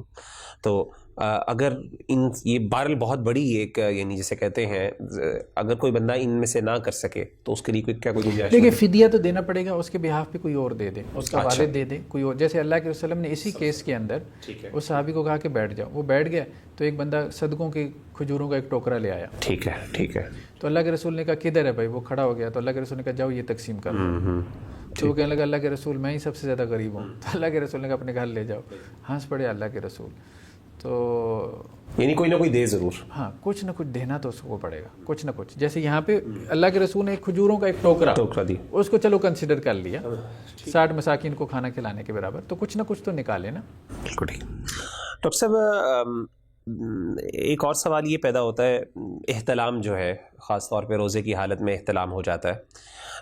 اگین یہاں پہ ایک اور سوال بھی میرا یہ ہے کہ مشت زنی کبھی سوال میں کرتا ہوں، لیکن سب سے پہلے ہم لیٹس ٹاک اباؤٹ احتلام، کہ اگر کسی کو ایون مرد کو یا ایون عورت کو اگر احتلام ہو جاتا ہے، ویٹ ڈریم آ جاتا ہے، تو اس صورت میں کیا اس کا روزہ ٹوٹ جاتا ہے؟ نہیں، اس طرح سے روزہ نہیں ٹوٹتا. عام طور پہ لوگ شکایت کرتے ہیں کہ سحری کے بعد سو جاتے ہیں تو ہو جاتا ہے عام طور پہ احتلام. سحری کے بعد جب سحری کر کے آپ سوتے ہیں تو احتلام سے روزہ نہیں ٹوٹتا، احتلام سے روزہ نہیں ٹوٹتا. لیکن جو دوسری بات آپ نے کی، جسے ہم استمناء کہتے ہیں یا مسجنی کہتے ہیں یا میسٹربیشن کہتے ہیں، تو اگر کسی نے جان بوجھ کے اپنی منی خارج کی ہے، ٹھیک ہے، ہینڈ پریکٹس جسے آپ کہہ رہے ہیں، تو اس سے روزہ ٹوٹ جاتا ہے. لیکن اس کے اوپر قضا ہے، ایک روزے کی قضا ہے، اس کے اوپر کفارہ نہیں ہے. ایک اہم بات، ٹھیک ہے. اچھا. لیکن اگر اس نے عادت بنائی ہوئی ہے پھر اس کے اوپر کفارہ ہے، پھر اس کے اوپر کفارہ ہے، کیونکہ اب یہ رمضان کا تقدس پامال کر رہا ہے. یعنی ان ادر ورڈس مشت زنی، ماسٹربیشن یا اس طرح کی ہینڈ پریکٹس کے تھرو ایک بندے سے اگر ہو جاتا ہے نہ چاہتے ہوئے تو وہ اس کی قضا ضرور ادا کرے اور کفارہ کی ضرورت نہیں ہے. لیکن اگر وہ اس کو ایک یعنی کچھ ینگسٹرز اس بیماری کے اندر مبتلا ہوتے ہیں تو ان کو چاہیے کہ وہ اس کا باقاعدہ کفارہ بھی ادا کریں. اگر عادت ہے، لت پڑی ہوئی ہے، تو یہ بات مالکیہ نے اصل میں کی ہے. وہ یہ کہتے ہیں نا کہ یہ جو روایت ہے نا، اس روایت میں اختلاف ہو گیا کہ وجہ کیا ہے کفارے کی. جی جی جی جی جی جی. تو جمہور فقہا نے کہا کہ جی جماع ہے، تو وہ تو کہتے ہیں جماع کے علاوہ، انٹر کورس کے علاوہ کسی چیز پہ کفارہ نہیں، ٹھیک ہے، بس قضا ہے صرف. ٹھیک ہے. مالکیہ نے البتہ ایک بات کی، انہوں نے کہا دیکھیں یہ رمضان کا تقدس اس نے پامال کیا. تو اگر آپ اس علت کو لینا کہ رمضان کا تقدس، انتہا کے حرمت رمضان، تو پھر یہ بات بنتی ہے کہ وہ آدمی جس کو لت پڑی ہوئی ہے اور جان بوجھ کے انٹینشلی ایسا کرتا ہے، تو اسی طرح جو بھی بیوی کے قریب ہو جاتا ہے اور اگر اس کو انزال ہو جاتا ہے پوچھ کے نار میں، اتفاقاً ہو جاتا ہے، اس پہ کفارہ نہیں ہے. لیکن جس کو پتہ ہے اب وہ ہر دوسرے دن ہی جو ہے وہ قریب ہوئی جا رہا ہے، دین اس کے اوپر آپ کفارہ ڈالیں. یعنی انزال جیسے ہی ہوا، جیسے ہی پانی نکل آیا تو اس وقت اس کا روزہ ٹوٹ گیا. لیکن کفارہ ہم کب کریں گے؟ جب اس کو ہم نے اس کے تقدس پامال کر رہا ہے یا پھر وہ اس کو احتیاط نہیں کر رہا یا بہت زیادہ اب اس کی بیوی اس کو منع کر رہی ہے مثال کے طور پہ، وہ بڑھی چلا جا رہا ہے. ٹھیک ہے، ایک ہے نا کسی چیز کا اتفاقاً ہو جانا، اچانک مطلب سمجھ ہی نہیں آئی، جی جی ٹھیک ہے، وہ ٹھیک ہے، آپ اس کے اوپر قضا ہے. ایک آدمی جسے آپ کہتے ہیں کہ یہ اب لگ رہا ہے کہ یہ پوری انٹینشن کے ساتھ یہ معاملہ ہوا ہے، بالکل صحیح، تو اس کے لیے پھر آپ کہتے ہیں. ڈاکٹر صاحب ہمارے ہاں اسی سے متعلق ایک اور سوال یہ ہے کہ بہت سے لوگ احتیاط نہیں کرتے. رمضان کے دوران موبائل فون میں یوٹیوب موجود ہے اور اسی طریقے سے کچھ ایسی ویڈیوز آ جاتی ہیں جس میں جسے کہتے ہیں فحش تصویریں، اور بعض اوقات مطلب اسٹیمولیٹ کرتی ہیں یہ چیزیں کافی زیادہ، اور نہ چاہتے ہوئے بعض اوقات ہو جاتی ہیں. اور بعض لوگ اس میں ویسے ہی احتیاط نہیں کرتے، یوٹیوب کھولا رکھتے ہیں اور چلتے رہتا ہے، یوٹیوب میں سب کچھ چل رہا ہوتا ہے، یہ ایون موویز دیکھ رہے ہوتے ہیں. سوال یہ کہ اس طرح کی موویز دیکھنے سے روزہ ٹوٹ جاتا ہے یا روزے کو کوئی مسئلہ نہیں آتا، یا روزہ تبھی ٹوٹے گا جب انزال ہوگا کچھ ایسا؟ دیکھیں روزہ اس سے نہیں ٹوٹتا، روزہ اس سے نہیں ٹوٹتا، لیکن اللہ کے رسول صلی اللہ علیہ وسلم کی احادیث ہے نا کہ مطلب اس کے بھوکا پیاسا رہنے کا اللہ کو کیا فائدہ ہے جو حرام کو نہ چھوڑے. بالکل ٹھیک. ٹھیک ہے، مطلب آپ نے حلال چھوڑ دیا اللہ کے لیے، کھانا پینا چھوڑ دیا جو آپ کے لیے حلال تھا، تو آپ حرام نہیں چھوڑ رہے، اللہ کو کیا آپ کے کھانے کی ضرورت. لیکن ٹیکنیکلی جو ہے آپ یہی کہیں گے کہ اس کا روزہ نہیں ٹوٹتا. دیکھیں نا مفسدات جو صوم ہے، جی جی جی ٹھیک ہے، بیسیکلی اگر ہم اس کو کیٹیگرائز کریں تو وہ ان ٹوٹل جو ہے وہ 6 ہیں یا 7 ہیں. ٹھیک ہے، 6-7 کا ہم فگر میں کیوں ڈفرینس آ رہا ہے اس کو ذرا ڈسکس کرتے ہیں. ٹھیک ہے. ایک تو جماع ہے، انٹر کورس کرنا، جیسے حدیث ابھی گزر چکی ہیں، صحابی نے جماع کیا تو اللہ کے رسول نے کہا روزہ ٹوٹ گیا اور کفارہ بھی ہے، قضا بھی ہے، کفارہ بھی ہے. دوسرا ہم نے کہا استمناء. ٹھیک ہے، جیسے کہ صحیح مسلم کی روایت ہے، اللہ کے رسول نے کہا کہ روزے کی حالت میں انسان کھانا پینا بھی چھوڑ دیتا ہے اور شہوت کو بھی چھوڑ دیتا ہے. یا تو رکو طعام و شراب و شہوت ہو، ٹھیک ہے، تو یہ شہوت میں آتا ہے، یعنی شہوت بھی اپنی پوری نہیں کر سکتا. تو اس سے روزہ ٹوٹ جاتا ہے، قضا ہے لیکن کفارہ نہیں ہے. ہم نے کہا کفارہ نہیں ہے. کفارہ اس صورت میں ہے جب ہمیں لگے کہ اس نے رمضان کی حرمت اور تقدس کو پامال کیا ہے، یعنی حد سے زیادہ بڑا ہے اس معاملے میں. تیسری چیز جو ہے وہ کھانا پینا ہے. ٹھیک ہے، کھانا پینا جو ہے وہ یعنی طعام اور شراب. ٹھیک ہے. اچھا، کھانے پینے سے مراد صرف یہ نہیں ہے کہ جی آپ منہ سے لے رہے ہیں، ٹھیک ہے، جو چیز آپ کے لیے طعام بن رہی ہے، اللہ کے رسول نے کہا یا تو رکو طعام ہو، طعام جو چیز کھانا بن رہی ہے، طعام بن رہی ہے، اس کو چھوڑ دیتا ہے. اس سے ہمارے ایک ڈیبیٹ پیدا ہوتا ہے. جی جی جی بالکل. ڈرپ لگوا سکتا ہے کہ نہیں لگوا سکتا کہ نہیں لگ سکتا، یہ پھر ایون انجیکشنز جو کہ آپ کو یہ آگے بات آئی. تو اس لیے ہم یہ کہہ رہے ہیں کہ حدیث میں الفاظ صرف کھانے کے نہیں ہے کہ جی آپ منہ سے کھانا کھا رہے ہیں.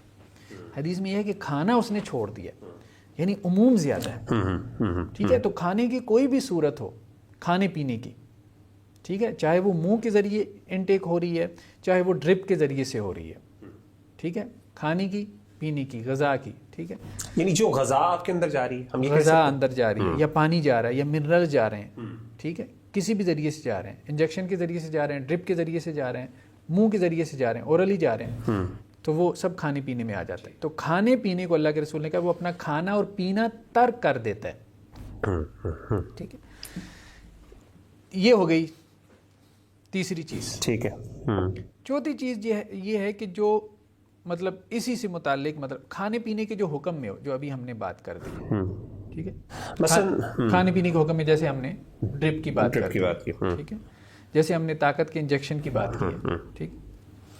پانچویں چیز کیا ہے، یہ امام احمد کے نزدیک ہے لیکن جمہور فقہا کہتے ہیں کہ نہیں، یہ مفسدات صوم میں سے نہیں ہے.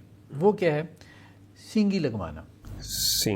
یہ جو کپنگ ہوتی ہے جسے آپ اپنا جسم کا فاسد خون نکلواتے ہیں، امام احمد کے نزدیک ہے یہ امام احمد کے نزدیک ہے، کیونکہ ابو داؤد کی روایت ہے کہ اللہ کے رسول نے کہا سینگی لگانے والا اور لگوانے والا دونوں کا روزہ فاسد ہو جاتا ہے. ٹھیک. اچھا، وہاں افطرہ کے لفظ ہے، افطر الحاجم والمحجوم. اچھا، یہ کہتے ہیں فاسد ہو جاتا ہے، باقی جمہور فقہا کہتے ہیں کہ فاسد نہیں ہوتا، کیونکہ ایک اور روایت میں ہے کہ اللہ کے رسول نے سینگی لگوائی روزے کی حالت میں. تو وہ اس کا معنی یہ کرتے ہیں کہ وہ افطار کی حد تک پہنچ جاتا ہے، یعنی یہ کام اس کو مجبور کر دے گا. مثال کے طور پہ کمزوری خون دینے سے جو ہے وہ اس کے اندر کمزوری پیدا ہوگی.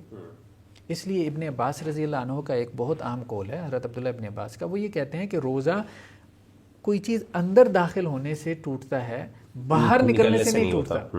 آپ پیشاب پخانہ بھی تو کرتے ہیں، بالکل ایسے، ٹھیک ہے، تو اس لیے خون نکلنے سے روزہ نہیں ٹوٹتا. تو یہی بات صحیح ہے. یہ جو روایت ہے نا، بعض علماء نے تو کہا یہ منسوخ ہے، لیکن بعض نے اس کا معنی اس طرح سے بیان کیا کہ دوسری روایات کے مطابق ہو جائے.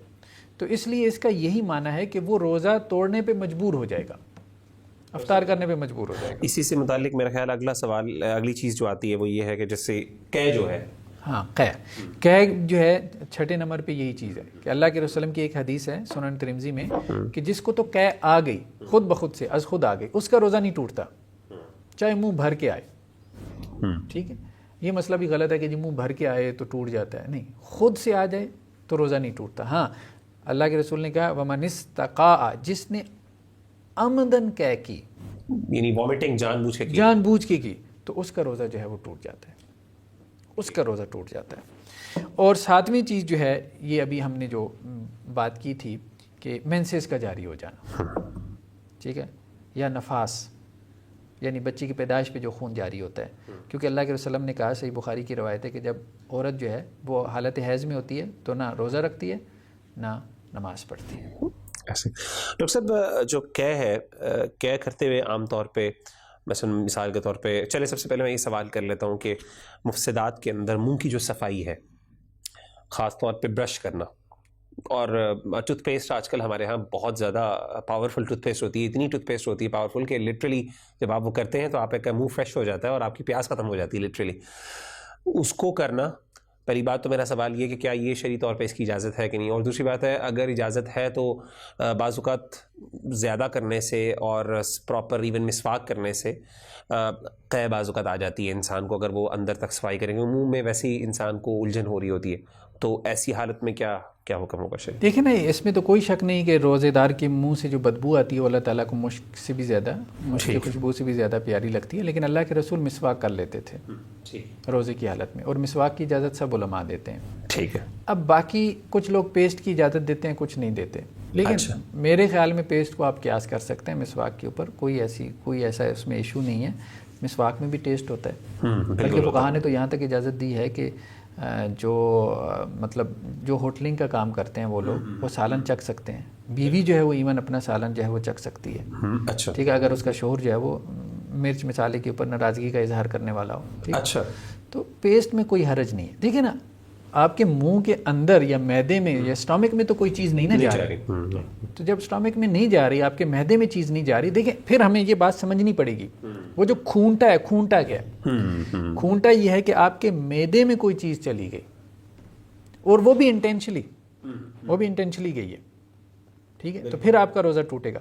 جیسے اگر آپ نے بھولے سے جو ہے وہ کھا پی لیا تو آپ کا روزہ نہیں ٹوٹے گا. بالکل ٹھیک. اسی طرح اگر مکھی جو ہے وہ آپ کے منہ میں چلی گئی، آپ تو خود تو نہیں نا لے کے گئے، آپ کے معدے میں چلی گئی، تو اس سے روزہ نہیں ٹوٹے گا. انٹینشلی کوئی چیز جو ہے وہ آپ کے معدے میں چلی گئی، اسٹامک میں چلی گئی، اس سے روزہ ٹوٹے گا. بالکل ٹھیک. ڈاکٹر صاحب یہاں پہ اگلا سوال میرا یہ ہے کہ گرمیوں کے روزے اور یہ عام طور پہ ایون روزے کی حالت میں بعض اوقات انسان اپنے آپ کو ٹھنڈا کرنے کے لیے کلی بہت زیادہ کرتے ہیں لوگ، یا ایون نہاتے ہیں، 2-3 دفعہ نہا لیا یا اپنے اوپر پانی ڈال لیا، تو اس طریقے سے جسم کو ٹھنڈا کرنا کیا اس کی شریعت؟ کوئی حرج نہیں ہے، صحابہ میں ہمیں ملتا ہے. ٹھیک ہے، کلی بھی کر سکتے ہیں، کلی بھی کر سکتے ہیں، کوئی حرج نہیں ہے اس میں. اچھا، اسی طریقے سے ڈاکٹر صاحب چلیں یہ تو ہو گیا، یعنی آپ نے کہا کہ بڑی اچھی بات کی کہ کھانا جو ہے کوئی چیز اندر جاتی ہے تو اس سے روزہ ٹوٹتا ہے، کوئی باہر آئے اس سے نہیں آتا، اس سے روزہ نہیں ٹوٹتا. سوال یہ کہ خوشبو ہے، پرفیوم ہو گیا، یہ کچھ بہت تیز پرفیوم سینٹس ہوتی ہیں، یہ ایون دھواں ہو جاتا ہے. ہم سگریٹ کی مثال کے طور پر ایون ٹریفک کا سگنل، ایون دھواں، یہ بھی بڑا ایک امپورٹنٹ سوال ہے، سگریٹ پینا اس روزے کی حالت میں. سوال یہ کہ اب یہ بھی تو انٹیک ہو رہا ہے، تو کیا اس سے بھی روزے ٹوٹتے ہیں کہ نہیں ٹوٹتے؟ دیکھیں بات یہ ہے کہ یہ جو خوشبو وغیرہ ہے یہ تو ہوا ہے نا. بالکل ٹھیک ہے. ہم کہہ رہے ہیں کوئی سالڈ چیز اندر جائے. ہوا تو آپ ویسے بھی لے رہے ہیں. ٹھیک ہے، کتنے جو ہے وہ فضا کے اندر پارٹیکلز ہیں جو آپ کے اندر جو ہے وہ جا رہے ہوتے ہیں. ٹھیک ہے، تو کہنے کا مقصد یہ ان چیزوں سے تو روزہ اگر آپ توڑنے کی طرف آ جائیں گے تو پھر یہ مراد نہیں ہے. ٹھیک ہے، یعنی کوئی چیز جو سالڈ چیز ہے، ٹھیک ہے، وہ آپ کے اندر جا رہی ہو اور انٹینشلی جا رہی ہو. اہم بات یہ انٹینشلی جا رہی ہو، تو خوشبو وغیرہ تو ہوا میں آ جاتے ہیں، اور خوشبو لگانے سے کسی نے منع بھی نہیں کیا. باقی جو آپ نے ٹریفک کے دھوئیں وغیرہ کی بھی بات کی ہے، تو یہ بھی وہ چیزیں ہیں کہ جو آپ کہیں کہ جی ہم انٹینشلی ان کو اپنے اندر نہیں لے کے جاتے. ہاں، سگریٹ کی بات آپ کر سکتے ہیں کہ سگریٹ تو ظاہری بات ہے کہ انٹینشلی جو ہے وہ پیا جاتا ہے، اور جو انٹینشلی پیے گا اور وہ اس دھوئیں کو جو ہے وہ اپنے اندر لے کے جائے گا تو اس کا روزہ جو ہے وہ ٹوٹ جائے گا، وہ مفسد صوم ہے. ٹھیک ہے، یعنی کہنے کا مطلب ہے کہ جو چیز ان انٹینشنلی جا رہی ہے اس میں کوئی نہیں ایشو، اس میں کوئی ایشو نہیں ہے. اور جو چیز انٹینشنلی ہے وہ تو دیکھیں نا ان انٹینشنلی کھانا پینا جا رہا ہے، بالکل ایسے. تو اللہ کے رسول نے کہا اس کا روزہ نہیں ٹوٹ رہا. ڈاکٹر صاحب بھاپ لینا، یعنی بھاپ پانی ہوتا ہے، پانی کے ذرات ہوتے ہیں، آپ کی طبیعت ٹھیک نہیں ہے فار ایگزامپل، تو بھاپ روزے کی حالت میں لینا، اب اس کے اندر کیا؟ بھاپ لے لینا یا اسی طرح سے جو ہے وہ انہیلر وغیرہ، اگرچہ اس کے بارے میں اختلاف ہے لیکن اس میں بھی کوئی حرج نہیں ہے. ہاں، بعض علماء کا فتویٰ یہ ہے کہ اس کے لینے میں بھی کوئی حرج نہیں، کیونکہ وہ بھی ایک ہوا ہی ہے، وہ اس کو ہوا کی ایک قسم، جیسے وہ کہتے ہیں کہ جی دیکھیں میڈیسن بھی کتنی ہوتی ہے اس میں، میڈیسن جو ہے وہ جو انہیلر کے اندر وہ ڈالتے ہیں وہ کوئی تقریباً کوئی 10 ml کی میڈیسن ہوتی ہے، 200 بندوں کو وہ اسے انہیل کر 10 ml سے 200 بندوں کو انہیل کر رہے ہوتے ہیں، تو وہ کتنی کوئی مقدار آپ کے اندر نہ ہونے کے برابر، ٹھیک ہے، اتنا کچھ تو فضا سے آپ کے اندر چلا جاتا ہے، ٹھیک ہے، تو وہ اس کو وہ کنسیڈر نہیں کرتے کہ آپ کے اندر کچھ جا رہا ہے، ٹھیک، وہ بیسیکلی تو ایک ہوا ہی ہے جو آپ کے اندر جا رہی ہے، اور گرم ہوا آپ کہہ لیں، بالکل ٹھیک ہے، اس سے روزہ نہیں ٹوٹتا. یعنی کہنے کا مقصد یہ ہے کہ سالڈ چیز اندر جانی چاہیے، سالڈ چیز اندر جائے. البتہ آپ نے سگریٹ کو اس لیے ایکسیپشنل کیا ہے کیونکہ آپ نے کہا سگریٹ ایک باقاعدہ لوگ اس کو یعنی کنزیوم کرتے ہیں اور انٹینشنلی اس کو لیا جاتا ہے. لیکن ایک اور اہم بات ہے میرے نزدیک، اس میں جو اصل وجہ ہے وہ حدیث ہے جس میں اللہ کے رسول نے کہا کہ وہ اپنا طعام اور شراب چھوڑتا ہے اور اپنی شہوت بھی چھوڑتا ہے. اچھا، تو یہ بیسیکلی ایڈکشن بھی ہے، یہ شہوت بھی ہے، خواہش بھی ہے، خواہش کو وہ اصل میں پورا کر رہا ہے. تو یہ بھی وجہ ہے اس کی، کیونکہ وہ تو ویسے بھی حرام ہے نا، سگریٹ تو ویسے بھی حرام ہے. تو اس کو بعض علماء جو ہے وہ بعض علماء اس کو حرمت کی وجہ سے کہتے ہیں چونکہ حرام ہے اس لیے روزہ ٹوٹتا ہے. کیا کوئی اس طرح ریزن بھی بن سکتی ہے کہ نہیں آپ کے خیال میں ریزن اصل حرام یعنی روزہ توڑنے کی وجہ اس کا شہوت ایڈکٹیو ہونا ہے؟ اس کا شہوت ہے، ایڈکٹیو ہونا ہے، کیونکہ جو ایڈکٹیو چیز ہے وہ آپ نہیں لے سکتے، چاہے وہ دھوئیں کی صورت میں کیوں نہ ہو. ٹھیک ہو گیا. اچھا ڈاکٹر صاحب، کیا سحری روزہ رکھنے کے وقت ہماری پاکیزگی کی حالت ضروری ہے کہ نہیں؟ مثال کے طور پہ اگر رات کو ایک مرد تھا اس کو احتلام ہو گیا، یا پھر میاں بیوی نے ہم بستری کی، یا پھر اس طریقے سے عورت تھی اس کو ہمواری جو ماہواری جو تھی اس کو منسس تھے وہ اس کے ختم ہو گئے لیکن ابھی اس نے نہائی نہیں ہے، ابھی پاکیزگی یعنی اس نے اڈاپٹ نہیں کی، کیا اس حالت میں وہ سحری کر کے اپنا روزہ کنٹینیو کر سکتی ہے؟ اس کے لیے پہلے اس کا نہانا دھونا ضروری ہے صاحب؟ نہیں، دونوں کر سکتے ہیں. وہ عورت جس کی مینسز ختم ہو گئے اور ابھی وہ نہا نہیں سکی، ٹھیک ہے، تو وہ روزہ رکھ سکتی ہے. باقی یہ ہے کہ نماز یعنی فجر پڑھنے سے پہلے نہا لے. اسی طرح سے وہ جس کو احتلام ہوا ہے یا میاں بیوی نے ہم بستری کی ہے، ابھی وقت کم ہے، تو وہ جلدی جلدی سحری کر لیں. یہ روایات میں ہمیں ملتا ہے کہ اللہ کے رسول صلی اللہ علیہ وسلم بعض اوقات جو ہے وہ حالت جنابت میں روزہ رکھ لیتے تھے. لیکن یہ ہے کہ پھر نماز سے پہلے غسل کرنا پڑے گا، یعنی اس کے اندر وہ یعنی آپ سٹارٹ لے سکتے ہیں. ڈاکٹر صاحب، ایک بندہ جان بوجھ کے روزہ توڑتا ہے، کسی بھی ریزن سے جان بوجھ کے روزہ توڑ دیتا ہے، نہیں برداشت ہوتا اس سے، لیٹس اسیوم کہ وہ کہتا ہے یار مجھ سے نہیں برداشت ہوتا، میں نہیں رکھ پا رہا، وہ روزہ توڑ دیتا ہے، کیا اس کو کفارہ ادا کرنا ہوگا، قضا دینی ہوگی کہ نہیں ہوگی؟ نہیں، اس کے اوپر صرف قضا ہے. اچھا، ایک روزے کی قضا ہے جان بوجھ کے روزہ توڑنے کے اوپر. ہم نے کہا تھا نا کہ کفارہ جو ہے اس کے بارے میں عام طور پہ فقہا یہ کہتے ہیں کہ وہ صرف جماع کے لیے، جماع کے مسئلے میں. صرف مالکیہ نے یہ بات کہی ہے کہ نہیں، جماع تک محدود نہ کریں آپ اس کو. رمضان کی حرمت کا جو تقدس ہے اگر کوئی اس کو پامال کر رہا ہے تو اس تک اس کو لے جائیں. تو اگر کوئی کسی نے عادت یہ بنا لی ہے روزہ توڑنے کی، اس کے اوپر تو آپ کفارے کی بات بھی کریں. بالکل ٹھیک. لیکن جس سے کوئی ایک آدھ دفعہ ایسا ہوا ہے تو وہ صرف قضا. ڈاکٹر صاحب، بعض اوقات سحری جو ہے وہ بندے کو نہیں پتہ چلتی، سحری کا ٹائم کا نہیں پتہ چلتا، غلطی سے پہلے روزہ چھوڑ دیا، توڑ دیا، یا کھول دیا، افطاری کر لی، یا پھر لیٹ کیا، پتہ ہی نہیں چلا، شاید ٹائم کا نہیں اندازہ ہو سکا. ایسے شخص کو کیا آپ ریکمینڈ کریں گے کہ اس کو شاید اگر اس کو پتہ چل جاتا ہے کہ اس نے لیٹ مثال کے طور پہ سحری کی ہے، سحری کا ٹائم گزر گیا تھا، یا افطاری بہت پہلے اس نے کر لی غلطی سے. بعض اوقات اذان میں بھی غلطی ہو جاتی ہے کہ امام صاحب نے اذان جلدی پہلے دے دی، ہمارے ہاں UAE میں ایک دفعہ ایسا ہوا. تو ایسی صورت میں آپ کیا ریکمینڈ کرتے ہیں؟ اس بندے کو چاہیے کہ وہ کیا کرے، وہ کنٹینیو کرے؟ دیکھیں نا، ایک تو یہ ہے نا کہ رفع عن امتی الخطا والنسیان، اللہ کے رسول نے کہا کہ میری امت سے جو خطا اور نسیان ہے، بھول چوک سے اگر کوئی کام ہو جائے تو وہ معاف ہے. ٹھیک ہے، تو بھول چوک سے تو اگر اس نے دن میں بھی کھا پی لیا تو وہ بھی معاف ہے. باقی یہ جو ہم آخر میں صدقہ فطر نکالتے ہیں، روزوں کے اندر جو کمی کوتاہی ہوتی ہے، یہ جو جسے ہم زکوٰۃ الفطر کہتے ہیں، فطرانہ کہتے ہیں، یہ فطرانہ اس لیے نکالا جاتا ہے کہ میرے روزوں میں کوئی کمی کوتاہی ہے تو اللہ تعالیٰ اس سے اس کو کمپنسیٹ کر دیں. باقی یہ جو آپ نے کہا کہ سحری کے بارے میں ایک البتہ روایت ہے سنن ابی داؤد کی کہ ایک تو اذان کے بعد شروع نہیں کرنا آپ نے, یہ غلط ہے ہمارے ہاں. لوگ جو ہے وہ اذانیں ہو رہی ہیں اس وقت اٹھتے ہیں, یا اذانیں ہوئی 10 منٹ ہو چکے ہیں, چلیں جی جلدی جلدی سحری کر لیں, بڑا وقت پڑا ہے. یہ ایک عام ہمارے ہاں رواج ہے, 15-20 منٹ تک اذانوں کے بعد بھی لوگوں نے جیسے ریلیکس ماحول رکھا ہوا ہے. یہ غلط ہے, یہ غلط ہے. اگرچہ سنن ابی داؤد کی حدیث میں اتنی ریلیکسیشن ہے کہ کسی نے اذان ہونے سے پہلے سے مراد یہ ہے کہ وہ ٹائم جو ہمارے پاس جو ہے وہ کیلنڈر میں آ رہا ہوتا ہے, سحری کا وقت کیلنڈر میں آ رہا ہے, یا آج کل تو ایپس ہیں آپ پلے اسٹور سے ڈاؤن لوڈ کر لیں, جیسے صلاتک کی ایپ ہے, بہت اچھی ایپ ہے. تو بعض اوقات تو اذانیں بھی لیٹ ہوتی ہیں نا مسجد کی, تو ہم اذان سے مراد وہی لے رہے ہیں کہ اذان جو ان ٹائم ہو رہی ہے, بالکل ٹھیک ہے, جو سحری کا وقت ہے, وہ اخبار میں بھی آ جاتا ہے, چینلز پہ بھی آ جاتا ہے, وہ آپ گوگل کریں تو روزانہ آپ کے سامنے آ جائے گا. اس وقت سے پہلے اگر آپ نے سحری شروع کی, مثال کے طور پہ 3:25 ہے وہ وقت, اور آپ نے 3:20 پہ سحری شروع کی ہے, ٹھیک ہے, تو اب آپ کے سامنے پلیٹ میں کچھ پڑا ہوا ہے, 3:25 ہو گئے ہیں, تو آپ کیا کریں کہ وہ اس پلیٹ کو آپ صاف کر سکتے ہیں, کوئی حرج نہیں. جو آپ کے سامنے پڑا ہوا ہے وہ آپ کھا پی سکتے ہیں, اس کو آپ مائنڈ اپ کر سکتے ہیں. لیکن یہ نہیں ہے کہ 3:25 ٹائم تھا, 3:30 پہ آپ شروع کر رہے ہیں, وہ جی اذانیں ہو رہی ہیں, اذانیں تو پھر آدھا گھنٹہ تک ہوتی رہتی ہیں. اچھا, یہ بھی ایک سوال بڑا یہ ہے کہ وہ کہتے ہیں جب تک باقی بھی اذانیں آواز آتی رہے گی, کچھ اذانیں 5 منٹ 2-3 منٹ لیٹ سٹارٹ ہوتی ہیں, کچھ پہلے سٹارٹ ہو جاتی ہیں. لیکن اب بات یہ ہے کہ اذانوں والے تو زیادہ تر جو ہے نا وہ ٹائم کو دیکھتے بھی نہیں ہے نا, اس طرح سے ہمارے ہاں تو کوئی نظام ایسا نہیں ہے. پھر ہر مسجد کی گھڑی کا ٹائم اپنا ہے, پھر وہ جو بابا جی اذان دینے والے ہیں ان کی گھڑی جو ہے وہ پتہ نہیں پاکستان کے اسٹینڈرڈ ٹائم کے مطابق ہے کہ نہیں ہے. تو اگر تو کوئی بہت زیادہ پابندی کرنے والا ہے مؤذن, پاکستان کے اسٹینڈرڈ ٹائم کے مطابق اذان دیتا ہے, تو پھر ٹھیک ہے آپ اذان کو فالو کر لیں. لیکن اذان کو فالو کرنے سے ہماری مراد کیا ہے, وہ جو سحری کا ٹائم ہے, جو کیلنڈر ہے, اس کو فالو کرنا ضروری ہے. ڈاکٹر صاحب, اگر غلطی سے ہو جاتا ہے تو آپ نے جیسے کہا, مجھے یہ سمجھ آئی آپ کی پوری ڈسکشن سے کہ اگر ایک بندے سے اس بارے میں کوئی کوتاہی آگے پیچھے ہو جاتی ہے, جان بوجھ کے نہیں ہوتا, احتیاط وہ کرتا ہے, تو انشاءاللہ اس کا روزہ اللہ تعالیٰ کے ہاں قابل قبول ہے, بلکہ وہ صدقہ فطر جو دے گا ایٹ دی اینڈ وہ اسے کمپنسیٹ کرے گا. باقی جو اہم بات ہے نا, کچھ لوگ پوچھتے ہیں کہ 8 پیرا روزہ رکھ سکتا ہے, تو روزہ ہو جاتا ہے. سحری کرنا سنت ہے, مستحب ہے, پریفرڈ ہے.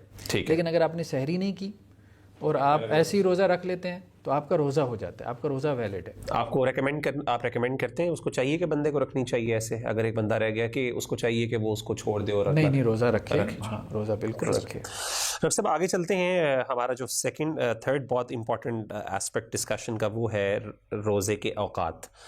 ہمارے ہاں بڑی اس بارے میں عجیب و غریب کچھ لوگوں نے باتیں سٹارٹ کر دی ہیں. مثال کے طور پہ قرآن مجید کی آیت ہے ثم اتموا الصیام الی اللیل, کہ رات تک جو ہے اپنے روزے کو پورا کرو. تو اسے کچھ لوگوں نے ایک نیا پوائنٹ یہ نکالا ہے کہ افطاری کا ٹائم بیسکلی غروب آفتاب نہیں ہے بلکہ وہ رات کا ہے, تو اس لیے ہمیں رات تک جو ہے, جب تک مکمل پوری رات یعنی عشاء کا وقت نہیں ہوتا تب تک ہمیں افطاری نہیں کرنی چاہیے. اس بارے میں آپ کیا کہتے ہیں؟ ٹھیک ہے نا, بات یہ ہے کہ اب ہمارے یہاں ہر دوسرا آدمی جس نے 2-4 ترجمے پڑھ لی ہیں تو اب قرآن مجید سے استدلال کرنا شروع ہو گیا ہے. حالانکہ بیسیکلی تو یہ اس بندے کا کام ہے نا جو عالم ہے. کوئی بھی سبجیکٹ آپ کا فیلڈ ایسا نہیں ہے کہ جس میں ایکسپرٹس جو ہے وہ رائے نہ دیتے ہوں. ٹھیک ہے, اب میڈیکل میں 5 سال آپ MBBS کسی میڈیکل کالج میں لگاتے ہیں تو پھر آپ کو جو ہے وہ رائے دینے کے قابل ہوتے ہیں نا, ورنہ تو کوئی عطائی جو ہے وہ لوگوں کا علاج کرنا شروع کر دے گا تو اس کو جیل میں ڈال دیں گے. لیکن دین کا ہمارے یہاں مسئلہ یہ ہے کہ وہ بندہ جس نے 2-4 تفسیریں پڑھ لی ہیں, اردو ترجمے ان کے پڑھ لیے, ریٹائر ہو گئے, ہاں بس ایسے ہی ہے, تو وہ عجیب سے مطلب سوشل میڈیا کے اوپر یہ انجینئر, وہ ڈاکٹر, وہ انجینئر, یہ ڈاکٹر, بس اسی طرح سے وہ لوگ لگے ہوئی ہیں, اور مطلب ایسے عجیب و غریب قسم کے افکار اور نظریات, اور جتنی جہالت ہوتی ہے اتنا ہی کانفیڈنس بھی ہوتا ہے, بالکل صحیح, اتنا ہی اعتماد. اب پہلے دنوں کسی نے مجھ سے آدھے گھنٹے کی تقریر شیئر کی, وہ حضرت صاحب کی, اور وہ اتنی لمبی چوڑی تقریر کر رہے ہیں, وہ تم قرآن کے خلاف جا رہے ہو, قرآن میں تو لیل کا ذکر ہے, لیل کا ذکر ہے. اس بندے کو جواب دینے کے لیے 1 گھنٹے گفتگو کی جا سکتی ہے. لیکن کہنے کا مقصد یہ ہے کہ اب ہم کیا اس میں ایک چھوٹے سے ایپیسوڈ میں اس میں کیا گفتگو کریں. سب سے پہلے اگر ہم آئیں لیل کے اوپر, بھائی تم بات کر رہے ہو لیل کا ترجمہ تم رات کر رہے ہو, تو میں نے تو اردو ترجمہ پڑھا ہے. سب سے پہلے تو لیل کو ڈیفائن کرو, لیل ہے کیا. وہ کہہ رہے ہیں جی گوگل دیکھیں آپ, گوگل لیل کیا کہہ رہا ہے کہ لیل کیا ہے. بھائی گوگل تو بعد میں آئے گا, پہلے قرآن سے پوچھو کہ لیل کیا ہے. وہ کہہ رہے لیل کا لفظ آپ گوگل میں ڈالیں تو گوگل آپ کو بتا دیتا ہے, تو آپ گوگل کیوں نہیں دیکھتے کہ لیل تو غروب جو ہے وہ آفتاب کے 10 منٹ بعد شروع ہوتی ہے. اچھا وہ اس طرح سے بات کر, قرآن سے کیوں نہیں پوچھ لیتے کہ لیل کیا ہے. فلما جن علیہ اللیل راء کوکبا, اللہ تعالیٰ نے حضرت ابراہیم کے بارے میں کہا کہ جب رات ان کے اوپر طاری ہو گئی، ٹھیک ہے، چھا گئی، تو انہوں نے ایک تارا دیکھا. پہلا تارا جو نظر آتا ہے نا، یہ غروب آفتاب سے پہلے نظر آتا ہے. آج بھی نظر آئے گا، کبھی شام کو نکلیں اور آپ دیکھیں، ٹھیک ہے.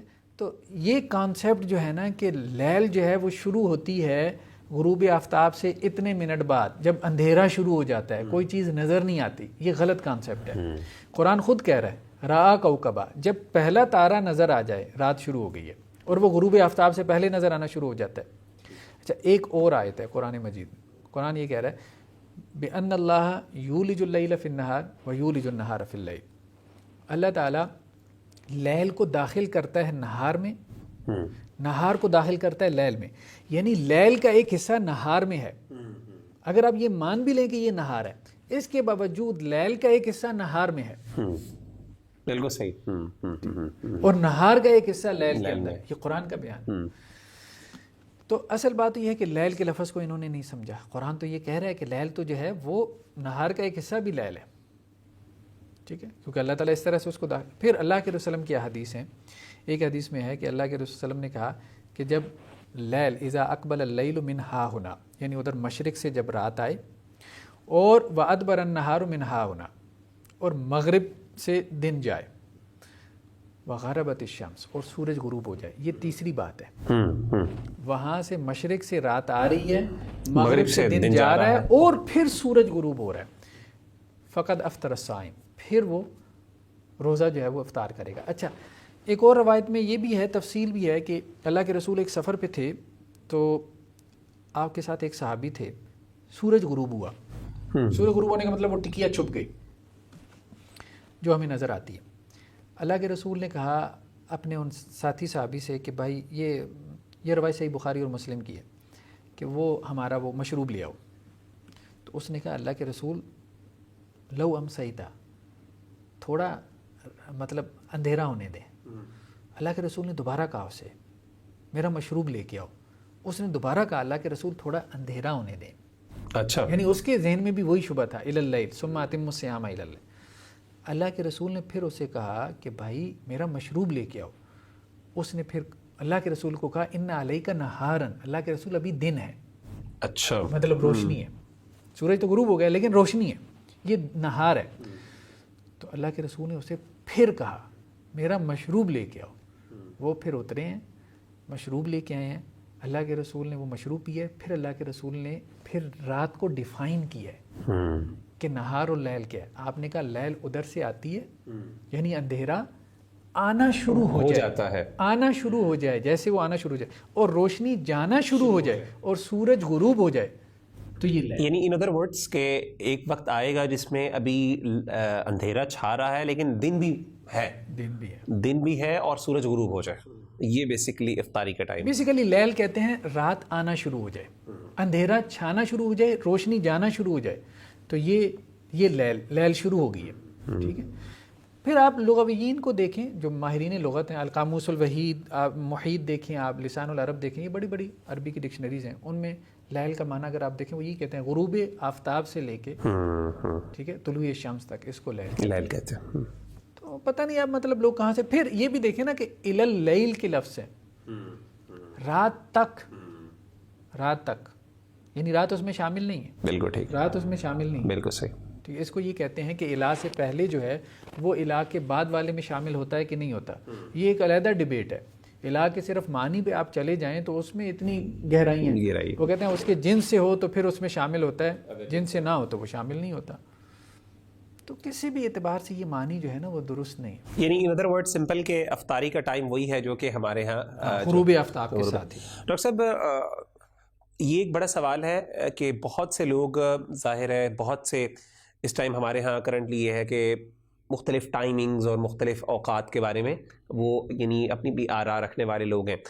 اور ظاہر ہے آپ نے جیسے کہا کہ ہر مسجد کے تھوڑا سا ٹائم میں ڈفرینسز آ جاتے ہیں. میرا سوال یہ ہے کہ اس میں اصل چیز کس چیز کو، ایک لے مین کو، مجھے ایسا لے مین ہے یا کوئی ایک عام سادہ سا آدمی ہے، تو اس کے لیے ایک مسجد کو یعنی اذان کو اس کو بنیاد بنانا چاہیے. اور ہمارے ہاں تو ویسے بھی اذانوں کے اندر بھی ڈفرینسز ہیں کہ حنفی اسکول آف تھاٹ کے اذان ٹائمنگز تھوڑے سے ڈفرینٹ ہوتے ہیں، وہ بہت پہلے چھوڑ دیتے ہیں. اور پھر اہل حدیث اسکول آف تھاٹ کا بالکل ہی ڈفرینٹ ٹائمنگ، ان کا ڈفرینٹ ٹائمنگ ہے. تو ایک بندہ کنفیوز ہو رہا ہے کہ میں کب کس چیز کا اعتبار کروں، احتیاطی پہلو سے میں بہت پہلے چھوڑ دوں یا کیا کروں اس بارے میں؟ دیکھیے یہ تو اللہ کے رسول نے کہا نا کہ افطاری میں جلدی کرو، اور یہ بھی کہا کہ یہود جو ہے ان کی عادت ہے کہ افطاری میں دیر کرتے ہیں. ٹھیک ہے. تو افطاری جلدی کرنا جو ہے یہ اللہ کو پسند ہے. ٹھیک ہے، کیونکہ اللہ تعالیٰ اپنے بندے کی مشقت بڑھانا نہیں چاہتے. اس میں فالو کرنا چاہیے جو آپ کے کیلنڈرز ہیں. رمضان کیلنڈر ہے، اور رمضان کیلنڈر آپ کو عام مل جاتے ہیں. ٹھیک ہے. اور نمازوں کے اوقات بھی آپ کسی ایپ سے دیکھ سکتے ہیں. آپ اذان کو چھوڑ دیں، اذانوں میں بہت اختلاف ہے. اچھا. اذان ایک جو ہے نا وہ سیکنڈری چیز اب بن گئی ہے، کیونکہ اسٹیٹ کی طرف سے کوئی آرڈر تو جاری نہیں ہے کہ ایگزیکٹ ٹائم کے اوپر آپ اذان دیں. اب ہر جو ہے مؤذن جو ہے یا مسجد کے اندر اس نے خود سے ڈیسائیڈ کرنا ہے کب اس نے اذان دینی ہے. وہی آپ کی والی بات، بعض اوقات وہ سورج کھڑا ہوتا ہے تو اذان دے دیتا ہے. بالکل صحیح. مطلب اس کی گھڑی آگے پیچھے 5 منٹ ہو سکتی ہے نا. ٹھیک. تو یعنی اس کے اندر کیلنڈرز کو فالو کریں یا پھر ایپس کو فالو کریں؟ ایپس کو فالو کریں، اور بجائے یہ کہ اذانوں پہ نہ ریلائی کریں. آپ کے موبائل فون میں، اسمارٹ فون میں اذان ہو جاتی ہے. ایسے زیادہ سے زیادہ آپ اس سے 1 منٹ لیٹ کر لیں اگر زیادہ محتاط ہیں. بس سحری کے بارے میں ڈاکٹر صاحب آپ نے پہلے بات کی تھی، تھوڑی سی مزید وضاحت اس میں کر دیں کہ یعنی کس حد تک ہم میکسیمم اس کو ایکسٹینڈ کر سکتے ہیں. یعنی کیا یہ آپ نے جیسے کہا کہ کیا یہ اس کا ہر بندہ خود فیصلہ کرے گا یا کوئی اسپیسیفک کوئی سرٹن اماؤنٹ آف ٹائم؟ نہیں، دیکھیں ہم یہ بات کر رہے ہیں کہ جس نے وقت سے پہلے، رمضان کیلنڈر کے مطابق جو وقت بن رہا ہے آپ کا سحری کا، ٹھیک ہے، کہ اللہ تعالیٰ نے جیسے کہا ہے کہ جی سفید داری سے اداری سے جدا ہو جائے، تو انہوں نے وہ 3:25 اگر وقت، اگر اس سے پہلے آپ نے شروع کر لیا تو جو آپ کے سامنے ٹیبل پہ پڑا ہے نا وہ آپ کنزیوم کر سکتے ہیں، وہ آپ کھا پی سکتے ہیں. لیکن اس وقت کے بعد آپ شروع نہ کریں، یہ ٹھیک نہیں ہے. یعنی سٹارٹ بعد میں نہ کریں. سٹارٹ بعد میں نہ کریں، یعنی وہ جو ٹائم ہے اس سے باہر نہ سٹارٹ کریں، پہلے سٹارٹ کر دی اگر آپ نے تو اس کے بعد اگر کمپلیٹ کر سکتے ہیں اس کے بعد. ٹھیک. اور اس کمپلیٹ میں میرے خیال ہے زیادہ تاخیر بھی نہیں ہونی چاہیے. زیادہ تاخیر بھی نہیں ہونی چاہیے، بٹ ٹھیک ہے، مطلب 5 منٹ اگر اس میں لگ جاتے ہیں تو. ڈاکٹر صاحب آخری سوال کر کے انشاءاللہ اپنی بات کو ہم کنکلوڈ کرتے ہیں، اور وہ یہ سوال ہے کہ بلکہ سیکنڈ لاسٹ سوال میں کروں گا کہ چلیں یہ تو ہمارے بینی ہم زمین کے اوپر ہیں تو یہ کر رہے ہیں. میں نے سفر کیا، جب ٹریول کر رہا تھا پاکستان آ رہا تھا تو یہ مسئلہ درپیش ہوا کہ جہاز میں افطاری کا ٹائم ہوا اور اناؤنسمنٹ انہوں نے کر دی کہ جی افطاری آپ کر لیں، ٹائم ہو گیا ہے. لوکل ٹائم جو ہے اس ٹائم جس جگہ سے ہم جہاز اوپر سے گزر رہے ہیں وہاں پہ افطاری کا ٹائم ہو چکا ہے. لیکن ہم اپنے سامنے دیکھ رہے ہیں جہاز میں بیٹھے ہوئے کہ سورج جو ہے پراپر ابھی بڑا نکلا ہوا ہے. تو اس پہ انہوں نے کہا کہ یہ اس لیے آپ کو نظر آ رہا ہے کیونکہ آپ آسمانوں پر ہیں اور آپ سمندر، آپ کے پاس وہ نہیں ہے. لیکن آفیشیل ٹائمنگ جو ہے، جو گورنمنٹ کی طرف سے لیگل ٹائمنگ ہے جس پہ اس ٹائم سارے افطاری کر رہے ہیں، وہ یہ ٹائم ہو رہا ہے، سارے نیچے اسی جگہ پہ افطاری ہو رہی ہے. اور ظاہر ہے وہ عملہ نے تو وہی فالو کرنا ہوتا ہے جو ان کو دیا جاتا ہے. اس طرح کی سچویشن میں جب آپ کے سامنے اصل میں سورج موجود ہے، آپ کو کس کو فالو کرنا چاہیے؟ کہ آپ کو لوکل ٹائمنگ کو فالو کرنا چاہیے، آپ کو اپنی آنکھوں کو دیکھنا چاہیے کہ جو چیز آپ کو نظر آ رہی ہے؟ دیکھیں نا، اس طرح سے تو آپ لوگوں کو مشقت میں ڈال دیں گے نا. سورج تو پھر غروب ہی نہیں ہوگا نا. وہ تو اہل زمین کے لیے کہا نا کہ سورج غروب ہو جائے. اب آپ آسمان میں پہنچ گئے، پھر مسئلہ یہ پیدا ہو گیا کچھ لوگ اسپیس میں چلے جاتے ہیں. جیسے ایک ملیشین جو ہے وہ اسپیس میں چلے گئے، وہاں ان کے لیے مسئلہ پیدا ہو گیا کہ وہ کس طرف رک کر کے نماز پڑھے. یہ یو اے کے بھی ایک گئے تھے ادھر پچھلے دنوں، جی انہوں نے بھی یہ سوال اٹھایا. اب مسئلہ یہ ہے کہ جس کے لیے سورج غروب ہی نہیں ہو رہا تو وہ کیا کرے. کچھ آپ کو کرنا تو پڑے گا نا، اجتہاد تو کرنا پڑے گا نا. یعنی کسی نس سے آپ کو گہرائی میں اتر کے کوئی نہ کوئی چیز تو نکالنی پڑے گی. بالکل ٹھیک. تو یا تو آپ یہ کہہ سکتے ہیں کہ جی جہاں سے ان کا ڈپارچر ہوا ہے، انہوں نے دبئی سے، تو اس کی ٹائمنگ کو فالو کر لیں. بالکل ٹھیک. افطاری کی. یا جہاں ان کا ارائیول ہے اس کی ٹائمنگ کو فالو کر لیں. پاکستان میں آ رہے ہیں تو ٹھیک ہے، اس اسٹینڈرڈ ٹائمنگس تو آپ کو مل جائیں گی. یا پھر یہ ہے کہ جہاں سے آپ کا جہاز گزر رہا ہے آپ اس کی ٹائمنگ کو بھی فالو کر سکتے ہیں. ٹھیک، تو اس میں کوئی حرج نہیں. میرے خیال میں روزہ افطار کیا جا سکتا ہے اور کرنا چاہیے. بے شک آپ کو نظر آ رہا ہے، بے شک آپ کو نظر آ رہا ہے. ٹھیک. کیونکہ اہل زمین کے لیے وہ غروب ہو چکا ہے اور آپ بھی اہل زمین میں سے ہیں. ٹھیک ہے، تو آپ روزہ افطار کر سکتے ہیں. جزاک اللہ خیر. ڈاکٹر صاحب یہاں پہ ہم اپنی باتوں کو کنکلوڈ کرتے ہیں. بہت سے سوالات کیے، جلد از جلد میں میکسیمم ہم نے سب سے پہلے فرضیت کی بات کی. آپ نے کہا کہ بچوں پر اور بچیوں پہ روزہ فرض تب ہوتا ہے جب لڑکے کو احتلام آنا شروع ہو جائے اور لڑکی کو مینسز آنا شروع کر دیں. اسی طریقے سے پھر آپ نے جو رخص ہے شریعت نے جن رخصتوں کی بات کی اس میں آپ نے سب سے پہلے بات کی کہ حاملہ جو ہے اور مرضعہ، ہم نے اس پر بات کی کہ جو حاملہ یعنی پریگننٹ عورت ہے، خاتون، اور اس میں بھی آپ نے یہ کہا کہ اگر کچھ ایسی خواتین خواتین ہیں جن کے بہت زیادہ روزے اکٹھے ہو گئے ہیں، تو اس کے بارے میں ابن عباس رضی اللہ تعالیٰ عنہما کا قول ہے، فتویٰ ہے کہ آپ ایسا کریں، آپ فدیہ دے دیں، کوئی بات نہیں، کیونکہ مشقت بہت زیادہ ہو جائے گی. لیکن مطلب اس سے استدلال کیا جا سکتا ہے، ہم اپنی رائے پہ انسسٹ نہیں کر رہے، دیکھیں یہ ایک اجتہادی رائے ہے، ہم یہ بھی نہیں کہہ رہے کہ دوسرے غلط کہہ رہے ہیں، جو رکھنا چاہتے ہیں وہ رکھیں. ہاں جی، جو رکھنا چاہتے ہیں ضرور رکھیں، جو تھوڑا سا گنجائش فائدہ اٹھانا چاہتے ہیں مشقت، اور وہ بھی آپ نے کہا کہ مشقت اتنی ہو کہ 3-4 سال کے اکٹھے ہوں، یہ بھی نہ ہو کہ 1 سال کا روزے ہو تو وہ کہے اس طریقے سے. اسی طریقے سے پھر آپ نے کہا کہ جو حیض وغیرہ کے متعلق کہ اگر افطاری سے کچھ دیر پہلے، غروب آفتاب سے پہلے اگر ان کو حیض آ جاتا ہے تو ان کا روزہ جو ہے وہ ختم ہو گیا، ان کو وہ بعد میں قضا دینی پڑے گی ان کو. اور اس طریقے سے آپ نے کہا کہ مانع حیض کی جو ادویات ہیں وہ آپ لے سکتے ہیں، ایسی میڈیسن جس سے آپ کا حیض رک سکتا ہے اور آپ وقتی طور پہ ایز لانگ ایز کہ وہ آپ کی صحت کے لیے مضر نہ ہو تو آپ اس کو استعمال کر سکتے ہیں. پھر اسی طریقے سے ہم نے بات کی کہ بہت مریض جو ہے دائمی مریض ہے، آپ نے کہا کہ اس کو چاہیے کہ وہ اپنا کفارہ ادا کر دے، اور وہ کفارہ یا فدیہ یہ ہے کہ وہ ایک مسکین کو صبح شام کا کھانا جو ہے سحری اور افطاری کا کھانا ایک روزے کے بدلے وہ کر لے. اور اس میں آپ نے کہا کوشش کریں کہ بیسک نیڈز جو ہیں ان پہ ریلائی کیا جائے اور کھانے پینے کی اشیاء دی جائیں، پیسے نہ دیے جائیں. اس کے بعد ہم نے بات کی تھی مسافر کی. آپ نے کہا تھا کہ مسافر جو دائمی مسافر ہوتا ہے، مسافر میں اس میں کوئی اعتبار نہیں کیا گیا کہ وہ سفر آرام دہ ہے کہ نہیں ہے، وہ اس میں فائدہ اٹھا سکتا ہے. باقی اگر کوئی بندہ رکھنا چاہتا ہے تو رکھ لے، لیکن بہت زیادہ مشقت کی وجہ سے جو ہے نہیں رکھنا چاہیے، یہ چیز کو شریعت نے ناپسند کی ہے. اور اس میں آپ نے کہا جو دائمی مسافر ہے وہ اس سے رخصت اٹھا سکتا ہے، لیکن اس کو اپنی گنتی ضرور پوری کرنی ہے، چاہے وہ چھٹی کے دنوں میں کر لے یا دوسرے ایام میں وہ کر لے. اسی طریقے سے آپ نے کہا کہ لیبر جو ہے یا کوئی ایسے لوگ جو ایسے کام کرتے ہیں جس میں بہت زیادہ دائمی مشقت ہے، مثلا بھٹی پہ کام کرنے والے، تو اس میں آپ نے کہا کہ ہم چونکہ وہاں پہ مسافر کے ساتھ ہم اس کو اس طرح ریلیٹ کریں گے کیونکہ مشقت اصل علت ہے. امام ابن تیمیہ کا آپ نے قول ذکر کیا. اسی طریقے سے باقیوں کو بھی چاہیے کہ لیبر جو اس طرح کے لوگ ہیں وہ بھی اس سے فائدہ اٹھا کے اس کو بعد میں اٹھا سکتے ہیں. مطلب یہ ایک قول ہے، ایک فتویٰ ہے، تو اس سے فائدہ اٹھایا جا سکتا ہے. اسی طریقے سے پھر آپ نے کہا کہ بیماری کی وجہ سے روزہ توڑنا جو ہے وہ توڑا جا سکتا ہے، اور یہ انسان کے اوپر ہے کہ انسان کب تک اس کو پرولونگ کر سکتا ہے، اور اس میں اس کو بعد میں قضا دینی پڑے گی، اس کو فدیہ دینا نہیں پڑے گا. پھر اس کے بعد ہم نے بات کی مفسدات کہ کون سے ایسے نلیفائرز ہیں یعنی روزے کے. اس میں آپ نے سب سے پہلے آپ نے 6-7 چیزیں ذکر کی. اس میں سب سے پہلے آپ نے جماع کی بات کی، یعنی انٹرکورس، اور اس میں آپ نے کہا کہ اگر کوئی بندہ روزے کی حالت میں انٹرکورس کرتا ہے تو اس کو قضا بھی دینی ہے اور اس کو کفارہ بھی دینا ہے. اور کفارے میں آپ نے بتایا کہ ایک گردن آزاد کرے، یا پھر 60 دنوں کے روزے رکھے، یا پھر 60 مسکینوں کو کھانا کھلائے. اور اگر وہ خود نہیں کر سکتا، اگر وہ خود کمزور ہے تو کوئی اور اس کے ہاتھ میں کچھ نہ کچھ یا میکسیمم جتنا وہ دے سکتا ہے وہ ضرور دے. دوسری چیز آپ نے کہا استمنا، یعنی مشت زنی یا پھر میسٹربیشن یا اس طریقے سے کرنا. تو آپ نے کہا اس میں اصل چیز تو قضا ہے، لیکن اگر ایک بندے کی عادت بن جائے اور وہ ریگولر یہ کرتا ہو تو چونکہ اس نے رمضان کے تقدس کو جو ہے پامال کیا ہے تو اس کو چاہیے کہ وہ کفارہ بھی اس کے اوپر لاگو کیا جا سکتا ہے. اسی طریقے سے پھر آپ نے کہا کہ تیسرا کھانا پینا یا جو اس کے حکم میں کوئی اس میں حکم میں جیسے ہم نے یہ بات شاید رہ گئی ہے کہ جو خون لگوانا ہے، خون لگوانا ٹھیک ہے، اگر آپ خون لیتے ہیں تو اس سے آپ کا روزہ ٹوٹ جاتا ہے، کیونکہ یہ بھی طعام کے حکم میں ہے نا. ٹھیک ہے. اسی طرح آپ ڈرپ لگواتے ہیں، اور اگر آپ طاقت کا انجیکشن لگواتے ہیں تو اس سے بھی روزہ ٹوٹ جاتا ہے. عام انجیکشن سے روزہ نہیں ٹوٹتا، عام انجیکشن سے نہیں ٹوٹتا. تو جو انرجی آپ کو دے رہا ہے، جو آپ کو پاور دے رہا ہے، یعنی وہ آپ کو چیزیں جو ہیں وہ کھانے پینے کے حکم میں آ جاتی ہیں. آپ نے کہا، اور آپ نے اس میں کہا پھر آپ نے 5ویں چیز جو ذکر کی اس میں آپ نے سنگی لگوانا، اور امام احمد بن حنبل کا قول آپ نے ذکر کیا تھا کہ ان کے نزدیک یہ ہے، لیکن جمہور علماء کے نزدیک اس میں نہیں ہے.